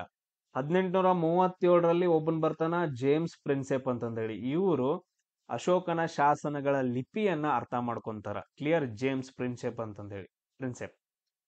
ಅದಾದ ನಂತರ ತುಂಬಾ ಇಂಪಾರ್ಟೆಂಟ್ ಚಂದ್ರಗುಪ್ತ ಮೌರ್ಯ. ಒಂದೊಂದು ಲೈನ್ಸ್ ಗಳನ್ನ ಹೇಳ್ಕೊಂತ ಹೋಗ್ತೀನಿ, ಆಮೇಲೆ ಡೀಟೇಲ್ ಆಗಿ ಓದ್ಬೇಕಾಗಿರೋದು ನೀವು. ಚಂದ್ರಗುಪ್ತ ಮೌರ್ಯ ಇದ್ದಾವ ಏನ್ ಮಾಡ್ತಾನಂದ್ರ ನಂದರ ಕೊನೆಯ ದೊರೆಯಾದಂತಹ ಧನನಂದನನ್ನ ಸೋಲಿಸ್ಬಿಟ್ಟು ಮೌರ್ಯ ಸಾಮ್ರಾಜ್ಯವನ್ನ ಸ್ಥಾಪನೆ ಮಾಡ್ತಾನೆ. ಇದಕ್ಕೆ ಹೆಲ್ಪ್ ಮಾಡಿದವ್ರು ಯಾರಂತಂದ್ ಹೇಳಿದ್ರೆ ಕೌಟಿಲ್ಯ. ಸೊ ಕೌಟಿಲ್ಯ ಎಲ್ಲಿ ವರ್ಕ್ ಮಾಡ್ತಿರ್ತಾನಂತಂದ್ ಹೇಳಿದ್ರೆ ತಕ್ಷಶಿಲಾ ಯೂನಿವರ್ಸಿಟಿ ಒಳಗಡೆ ಬೋಧಕರಾಗಿ ಅಂದ್ರೆ ಶಿಕ್ಷಕರಾಗಿ ವರ್ಕ್ ಮಾಡ್ತಿರ್ತಾರ. ಆಮೇಲೆ ಇವ್ರು ಯಾರ ಜೊತೆ ಯುದ್ಧ ಮಾಡ್ತಾರ? ಸೆಲ್ಯೂಕಸನ್ ಜೊತೆ ಯುದ್ಧ ಮಾಡ್ತಾರ. ಅವ್ರ ಮಗಳ ಹೆಲಿನಾಳನ್ನ ಮದುವೆ ಆಗ್ತಾನ. ಆಮೇಲೆ ಅಂದ್ರೆ ಇವ್ರ ಅಂಡರ್ ಅಲ್ಲಿರುವಂತಹ ಒಬ್ಬ ಅಧಿಕಾರಿ ಯಾರಂತ ಹೇಳ್ತೀವಿ? ಯಾರಂತ ನೋಡ್ರಿ, ಸುದರ್ಶನ ಕೆರೆಯನ್ನ ಕಟ್ಟಿಸ್ತಾರ. ಯಾರಂತ ನನಗೆ ಮೆಸೇಜ್ ಹಾಕ್ಬೇಕು. ಸುದರ್ಶನ ಕೆರೆಯನ್ನ ಏನಂತಂದ್ ಹೇಳಿದ್ರೆ ನಿರ್ಮಾಣ ಮಾಡ್ತಾರ. ಆಮೇಲೆ ಭಾರತದಲ್ಲಿ ಉತ್ತರ ಭಾರತದಲ್ಲಿ ಬರಗಾಲ ಬೀಳೋದ್ರಿಂದ ಭದ್ರಬಾಹುವಿನ ಜೊತೆ ಸೇರ್ಬಿಟ್ಟು ಚಂದ್ರಗುಪ್ತ ಮೌರ್ಯ ಎಲ್ಲಿಗೆ ಬರ್ತಾನ? ಶ್ರವಣ ಬೆಳಗೊಳಕ್ ಬರ್ತಾರ. ಎಲ್ಲಿ ಬರ್ತಾರ? ಶ್ರವಣ ಬೆಳಗೊಳಕ್ಕೆ ಬಂದು ಇಲ್ಲಿ ಸಲ್ಲೇಖನ ವೃತ್ತವನ್ನ ಮಾಡಿ ಐಕ್ಯರಾಗ್ತಾರ ಅಂತಂದೇಳಿ. ಇದು ಇಂಪಾರ್ಟೆಂಟ್ ಒಂದು ಮಾಹಿತಿ ಚಂದ್ರಗುಪ್ತನ ಮೌರ್ಯ ಬಗ್ಗೆ ಕೇಳುವಂತಹ ಕ್ವಶನ್ಸ್ ಗಳಲ್ಲಿ. ಇದಾದ್ಮೇಲೆ ನೆಕ್ಸ್ಟ್ ನಮ್ಗೆ ಬರುವಂತಹ ಕ್ವಶನ್ ಯಾವ್ದಾಗಿರತ್ತ ಅಂತಂದ್ ಹೇಳಿದ್ರೆ, ಆಮೇಲೆ ಇನ್ನೊಂದು ಒಂದು ಇದು ಆಗತ್ತಲ್ಲ, ಜೈನ ಕೌನ್ಸಿಲ್ ಆಗತ್ತೆ. ಇಲ್ಲಿ ಹೆಂಗ ಬೌದ್ಧ ಸಮ್ಮೇಳನ ಆಗತ್ತ, ಸೇಮ್ ಅದೇ ತರ ಜೈನ ಕೌನ್ಸಿಲ್ ಕೂಡ ಅದೇ ಟೈಮ್ ಅಲ್ಲಿ ಆಗತ್ತ. ಯಾರು ನಡೆಸ್ಕೊಡ್ತಾರ ಅಂತಂದ್ ಹೇಳಿದ್ರ ಚಂದ್ರಗುಪ್ತ ಮೌರ್ಯ ನಡೆಸ್ಕೊಡ್ತಾನ. ಯಾರು ನಡೆಸ್ಕೊಡ್ತಾರ? ಚಂದ್ರಗುಪ್ತ ಮೌರ್ಯ ನಡೆಸ್ಕೊಡ್ತಾನ. ಆಮೇಲೆ ಚಂದ್ರಗುಪ್ತನ ಬಗ್ಗೆ ಹೇಳುವಂತಹ ಶಾಸನಗಳು ಯಾವಂತಂದ್ ಹೇಳಿದ್ರೆ ಸೋಹರ್ಗಿರಿ ಅಂತಂದ್ ಹೇಳಿ ಬರುತ್ತೆ. ಸೋಹರ್ಗಿರಿ ಶಾಸನ ಅಂತಂದ್ ಹೇಳಿ ಬರುತ್ತೆ. ಸೋಹರ್ಗಿರಿ ಶಾಸನ ಏನಂತಂದ್ ಹೇಳಿದ್ರೆ ಉತ್ತರ ಪ್ರದೇಶದಲ್ಲಿ. ಇನ್ನೊಂದು ಮಹಾಸ್ಥಾನ ಅಂತಂದ್ ಹೇಳಿ ಬರುತ್ತೆ. ಮಹಾಸ್ಥಾನ ಶಾಸನ ಇದು ಬಾಂಗ್ಲಾದೇಶದಲ್ಲಿ ಐತೆ. ಇವಾಗ ಎಲ್ಲೈತೆ? ಬಾಂಗ್ಲಾದೇಶದೊಳಗಡೆ ಐತೆ. ಇವೆರಡು ಶಾಸನಗಳು ಚಂದ್ರಗುಪ್ತನ ಮೌರ್ಯ ಬಗ್ಗೆ ತಿಳಿಸುವಂತಹ ಶಾಸನಗಳಾಗಿದಾವ. ನೆಕ್ಸ್ಟ್ ಬರೋರು ಯಾರಂತಂದ್ ಹೇಳಿದ್ರೆ ಬಿಂದುಸಾರ ಬರ್ತಾನ. ಇವ್ರನ್ನ ನಾವು ಅಮಿತ್ರಘಾತ ಅಂತಂದ್ ಹೇಳಿ ಕರಿತೀವಿ. ಇದು ಕ್ಲಿಯರ್ ಎಲ್ರಿಗೂ? ಬಿಂದುಸಾರ ಚಂದ್ರಗುಪ್ತ ಮೌರ್ಯ ಆದ ನಂತರ ಬಿಂದುಸಾರ ಬರ್ತಾನ. ಆಮೇಲೆ ಅವ್ರನ್ನ ಅಮಿತ್ರಘಾತ ಅಂತಂದ್ ಹೇಳಿ ಕರೀತಾರ. ಆಮೇಲೆ ಡೆಮಾಕಸ್ ಅಂತಂದ್ ಹೇಳಿ ಒಬ್ರು ಬರ್ತಾರ. ಡೆಮಾಕಸ್ ಅನ್ನೋರೊಬ್ರು ಬೇರೆ ದೇಶದಿಂದ ಬರ್ತಾರ ಪ್ರವಾಸಿಗ. ಇವ್ರ ಏನ್ ಮಾಡ್ತಾರ ಅಂದ್ರ ಬಿಂದುಸಾರನ ಆಸ್ಥಾನಕ್ಕೆ ಬಂದು ಭೇಟಿ ನೀಡ್ತಾರೆ, ಡೆಮಾಕಸ್ ಅಂತಂದೇಳಿ. ಆಮೇಲೆ ನೆಕ್ಸ್ಟ್ ಇವರು ಅಜೀವಿಕ ಅಂತಂದ್ ಹೇಳಿ ಬರುತ್ತಪ್ಪ. ಇನ್ನೊಂದೇನಂತಂದ್ ಹೇಳಿದ್ರೆ ಬೌದ್ಧರಲ್ಲಿ ತುಂಬಾ ಪಂಗಡಗಳು ಬರ್ತಾವ, ಅದರಲ್ಲಿ ಅಜೀವಿಕ ಪಂಗಡ ಅಂತಂದ್ ಹೇಳಿ ಬರುತ್ತ. ಇದನ್ನ ಸ್ಥಾಪನೆ ಮಾಡಿದವ್ರು ಯಾರಂತಂದ್ ಹೇಳಿದ್ರೆ ಮಕ್ಕಾಲಿ ಗೋಸಾಲ ಅಂತಂದ್ ಹೇಳಿ. ಮಕ್ಕಾಲಿ ಗೋಸಾಲ ಅನ್ನೋರು ಇದನ್ನ ಸ್ಥಾಪನೆ ಮಾಡ್ತಾರ. ಸೊ ಅಜೈವಿಕ ಪಂಗಡ ಅಂತಂದ್ ಹೇಳಿ ಬರುತ್ತ. ಇದನ್ನ ಯಾರು ಫಾಲೋ ಮಾಡ್ತಾರ ಅಂದ್ರೆ ಬಿಂದುಸಾರ ಫಾಲೋ ಮಾಡ್ತಾನೆ. ಅದಾದ ನಂತರ ನೆಕ್ಸ್ಟ್ ಬರೋನು ಅಶೋಕ. ಇವನ್ ಬಗ್ಗೆ ಹೇಳುವಂತಹ ಥಿಂಗ್ಸ್ ಗಳು ಬಾಳ ಇದಾವ. ಅದ್ರಲ್ಲೂ ಕೂಡ ಏನಂತಂದ್ ಹೇಳಿದ್ರೆ ಒಂದು ಕಳಿಂಗ ಯುದ್ಧ. ಕಳಿಂಗ ಯುದ್ಧದ ಬಗ್ಗೆ ಹೇಳುವಂತಹ ಶಾಸನವನ್ನ ನಾವು 13ನೇ ಬಂಡೆಗಲ್ಲು ಶಾಸನ ಅಂತಂದ್ ಹೇಳ್ತೀವಿ. ಇದು ಒಡಿಸ್ಸಾದೊಳಗಡೆ ಐತೆ. ಎಲ್ಲೈತೆ? ಒಡಿಸ್ಸಾದೊಳಗಡೆ. ಇಲ್ಲಿ ನೋಡ್ರಿ, ಅಶೋಕನ ಶಾಸನ ಬಗ್ಗೆ ಒಂದು ಲಿಸ್ಟ್ ಐತೆ. ಪಿಲ್ಲರ್ ಎಡಿಕ್ಟ್ ಅಂತಂದ್ ಹೇಳಿ, ಅಂದ್ರೆ ಇದು ಸ್ತಂಭ ಶಾಸನ. ಸ್ತಂಭ ಶಾಸನ ಒಳಗಡೆ 2ನೇ ಸ್ತಂಭ ಶಾಸನ ತುಂಬಾ ಇಂಪಾರ್ಟೆಂಟ್ ಆಗತ್ತ. ಧಮ್ಮ ಬಗ್ಗೆ ಹೇಳತ್ತ. ಅಂದ್ರೆ ಬೌದ್ಧ ಧರ್ಮವನ್ನ ಪ್ರಚಾರ ಮಾಡೋಕೆ ಎಲ್ಲಾ ಕಡೆ ಕಳಿಸಿರ್ತಾರಲ್ಲ, ಅದ್ರ ಬಗ್ಗೆ ಏನಂತಂದ್ ಹೇಳಿದ್ರೆ ಪಿಲ್ಲರ್ ಎಡಿಕ್ಟ್ ಧಮ್ಮ ಅಂತಂದ್ ಹೇಳ್ತೀವಿ. ಅದ್ರ ಬಗ್ಗೆ ಹೇಳುತ್ತೆ ಇದು. ಇದು ಇಂಪಾರ್ಟೆಂಟ್ ಆಗ್ತೈತೆ. ಕ್ಲಿಯರ್ಲಿ? ಆಮೇಲೆ ಇನ್ನೊಂದ್ ಬರುತ್ತ ಬಂಡೆಗಲ್ಲು ಶಾಸನ.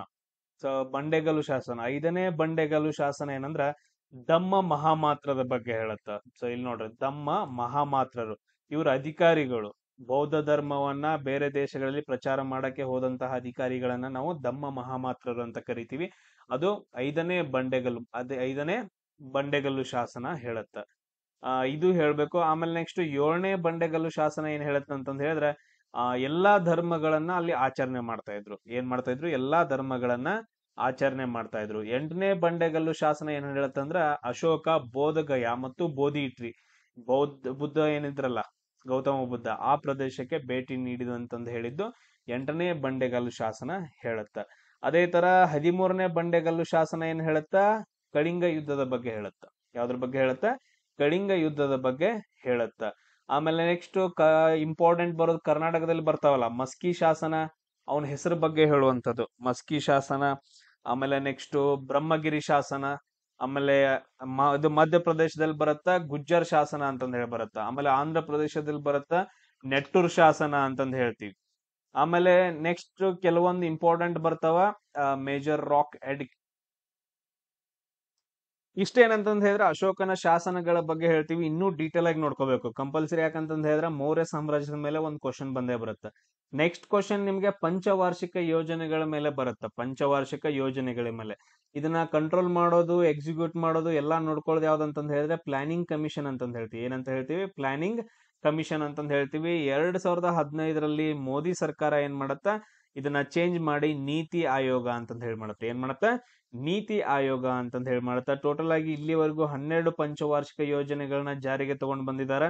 ಎಲ್ಲಾನು ಒಂದೊಂದ್ ಸ್ವಲ್ಪ ಡಿಸ್ಕಷನ್ ಮಾಡೋಣ. ಆಮೇಲೆ ಇವುಗಳನ್ನೆಲ್ಲಾನು ರಷ್ಯಾ ದೇಶದಿಂದ ಎರೋಲ್ ಮಾಡ್ಕೊಂಡಿದ್ದಾರೆ. ಪಂಚವಾರ್ಷಿಕ ಯೋಜನೆಗಳ ಬಗ್ಗೆ ಇಲ್ಲಿಂದ ರಷ್ಯಾದೊಳಗಡೆ. ಅಲ್ಲಿ ರಷ್ಯಾದಲ್ಲಿ ಸ್ಟಾರ್ಟ್ ಮಾಡಿದವ್ರು ಯಾರಂತಂದ್ ಹೇಳಿದ್ರೆ ಸ್ಟಾಲಿನ್. ಫಸ್ಟ್ ಗೆ ರಷ್ಯಾದ ಅಧ್ಯಕ್ಷರು ಯಾರಂತಂದ್ ಹೇಳಿದ್ರೆ ಸ್ಟಾಲಿನ್ ಅನ್ನೋರು ರಷ್ಯಾದಲ್ಲಿ ಪಂಚವಾರ್ಷಿಕ ಯೋಜನೆಗಳನ್ನ ಜಾರಿಗೆ ಮಾಡ್ತಾರ. 5 ವರ್ಷ, ಟೋಟಲ್ ಆಗಿ 5 ವರ್ಷ ಪ್ಲಾನ್ ತಗೊಂತಾರ, ಎಕ್ಸಿಕ್ಯೂಟ್ ಮಾಡ್ತಾರ, ಅದನ್ನ ಕರೆಕ್ಟ್ ಆಗಿ ಡೆವಲಪ್ಮೆಂಟ್ ಮಾಡ್ತಾರ. ಅದು 5 ಇಯರ್ ಪ್ಲಾನ್ಸ್ ಅಂತಂದ್ ಹೇಳಿ ನಾವ್ ಹೇಳ್ತೀವಿ. ಇವಾಗ ಒಂದೊಂದಾಗಿ ಡಿಸ್ಕಷನ್ ಮಾಡೋಣ. ಇಂಪಾರ್ಟೆಂಟ್ ನೋಡ್ರಿ, ಮೊದಲನೇ ಪಂಚವಾರ್ಷಿಕ ಯೋಜನೆ ಅಂತಂದ್ ಹೇಳ್ತೀವಿ 1951ರಿಂದ 56ರವರೆಗೆ 1ನೇ ಪಂಚವಾರ್ಷಿಕ ಯೋಜನೆ ಜಾರಿಗೆ ತಗೊಂಡ್ ಬರುತ್ತೆ. ಸೊ ಇದನ್ನ ಜಾರಿಗೆ ತಂದವರು ಜವಾಹರ್ಲಾಲ್ ನೆಹರು ರವರು. ಆಮೇಲೆ ಪಂಚವಾರ್ಷ ಇದು ಬರುತ್ತಲ್ಲ ಪ್ಲಾನಿಂಗ್ ಕಮಿಷನ್ ಅಧ್ಯಕ್ಷರು ಯಾರಾಗಿದ್ರು ಅಂತಂದ್ ಹೇಳಿದ್ರೆ ಜವಾಹರ್ಲಾಲ್ ನೆಹರು ಆಗಿದ್ರು ಆ ಟೈಮ್ ಅಲ್ಲಿ 1ನೇ ಪಂಚವಾರ್ಷಿಕ ಯೋಜನೆ ಜಾರಿಗೆ ಬಂದಾಗ. ಇದು ಜಾಸ್ತಿ ಏನಂತಂದ್ ಹೇಳಿದ್ರೆ ನೀರಾವರಿಗೆ, ಕೃಷಿಗೆ ಸಂಬಂಧಪಟ್ಟಿರೋದ್ರಿಂದ ಇದು ಕೃಷಿಗೆ ಸಂಬಂಧಪಟ್ಟದ್ದಾಗತ್ತ, ಕೃಷಿ ಅಭಿವೃದ್ಧಿಗೋಸ್ಕರ. ಆಮೇಲೆ ಸಟ್ಲೇಜ್ ನದಿಗೆ ಏನ್ ಮಾಡ್ತಾರ ಅಂದ್ರ ಬಾಕ್ರಾ ನಂಗಲ್ ಆಣೆಕಟ್ಟನ್ನ ಕಟ್ತಾರ. ಏನ್ ಮಾಡ್ತಾರ? ಬಾಕ್ರಾ ನಂಗಲ್ ಆಣೆಕಟ್ಟನ್ನ ಕಟ್ತಾರ. ತುಂಬಾ ಇಂಪಾರ್ಟೆಂಟ್. ಆಮೇಲೆ ಮಹಾನದಿಗೆ ಹೀರಾಕುಡ್ ಡ್ಯಾಮ್ ಅನ್ನ ಕಟ್ತಾರ. ಮಹಾನದಿಗೆ ಹೀರಾಕುಡ್ ಡ್ಯಾಮ್ ಅನ್ನು ಕೂಡ ಕಟ್ತಾರ. ಅದ್ರ ಜೊತೆಗೆ ಕೃಷ್ಣಾ ನದಿಗೆ ನಾಗಾರ್ಜುನ ಸಾಗರ್ ಡ್ಯಾಮ್ ಅನ್ನು ಕೂಡ ಕಟ್ತಾರ. ನಾಗಾರ್ಜುನ ಸಾಗರ್. ಆಮೇಲೆ ಇದನ್ನ ಹ್ಯಾರೋಡ್ ಡೋಮರ್ ಮಾದರಿ ಅಂತಂದ್ ಹೇಳಿ ಕರೀತಾರ. ಈಗ ನೋಡ್ರಿ, ನಾ ಏನ್ ಇದ್ ಮಾಡತ್ತನಲ್ಲ, ಈ ತರ ಬ್ಲಾಕ್ ಬರಾಯ್ತಲ್ಲ, ಅದು ಬಹಳ ಇಂಪಾರ್ಟೆಂಟ್ ಆಗುತ್ತೆ. ಹ್ಯಾರೋಲ್ ಮಾದರಿ. ಆಮೇಲೆ ಇದು ಬಾಕ್ರಾ ನಂಗಲ್ ಆಣೆಕಟ್ಟು. ಒಂದು ಇದು ಪ್ಲಾನಿಂಗ್ ಕಮಿಷನ್ ಅಧ್ಯಕ್ಷರು ಯಾರಾಗಿರ್ತಾರ 1ನೇ ಪಂಚವಾರ್ಷಿಕ ಯೋಜನೆ ಬಂದಾಗ ಪ್ರಧಾನಿ ಜವಾಹರ್ಲಾಲ್ ನೆಹರು ಅವರಾಗಿರ್ತಾರೆ. ಅದಾದ ನಂತರ ನೆಕ್ಸ್ಟ್ 5 IIT ಗಳನ್ನ ಸ್ಥಾಪನೆ ಮಾಡ್ತಾರೆ. ಅದು 1ನೇ ಪಂಚವಾರ್ಷಿಕ IIT ಕಾಲೇಜ್ ಏನ್ ಬರುತ್ತಲ್ಲ, ಹೈ ಸ್ಟ್ಯಾಂಡರ್ಡ್ ಕಾಲೇಜ್ಗಳು, ಇಂಜಿನಿಯರಿಂಗ್ ಕಲಿಯೋಕೆ IIT ಕಾಲೇಜ್, 5 IIT ಕಾಲೇಜ್ಗಳು ಬರ್ತಾವ. ನೆಕ್ಸ್ಟ್ 2ನೇ ಪಂಚವಾರ್ಷಿಕ ಯೋಜನೆ, ಇದು ಕೈಗಾರಿಕೀಕರಣಕ್ಕೆ ಸಂಬಂಧಪಟ್ಟಿರೋದ್ರಿಂದ ಕೈಗಾರಿಕಾ ಅಭಿವೃದ್ಧಿಗೆ ಬರುತ್ತಾ. ಇದನ್ನ ನಾವು PC ಮೆಹಲ್ನೋಬಿಸ್ ಅಂತಾನು ಕೂಡ ಕರಿತೀವಿ. ಸೊ ಇದನ್ನ ಏನಂತ ಕರಿತೀವಿ, ಯಾವ ಮಾದರಿ? PC ಮೆಹಲ್ನೋಬಿಸ್ ಮಾದರಿ ಅಂತಂದ ಹೇಳಿ ಕರಿತೀವಿ. ನೆಕ್ಸ್ಟ್ 3ನೇ ಪಂಚವಾರ್ಷಿಕ ಯೋಜನೆ 1966, ಇದು ನೋಡ್ರಿ, ಎರಡನೇದು ಹೇಳ್ತೀನಿ ನೋಡ್ರಿ. ಯಾವಾಗಿಂದ? 1ನೇದು 1951ರಿಂದ 56, 2ನೇದು 1956ರಿಂದ 61, 3ನೇ ಪಂಚವಾರ್ಷಿಕ ಯೋಜನೆ 1961ರಿಂದ 66ರವರೆಗೆ ಬರುತ್ತೆ.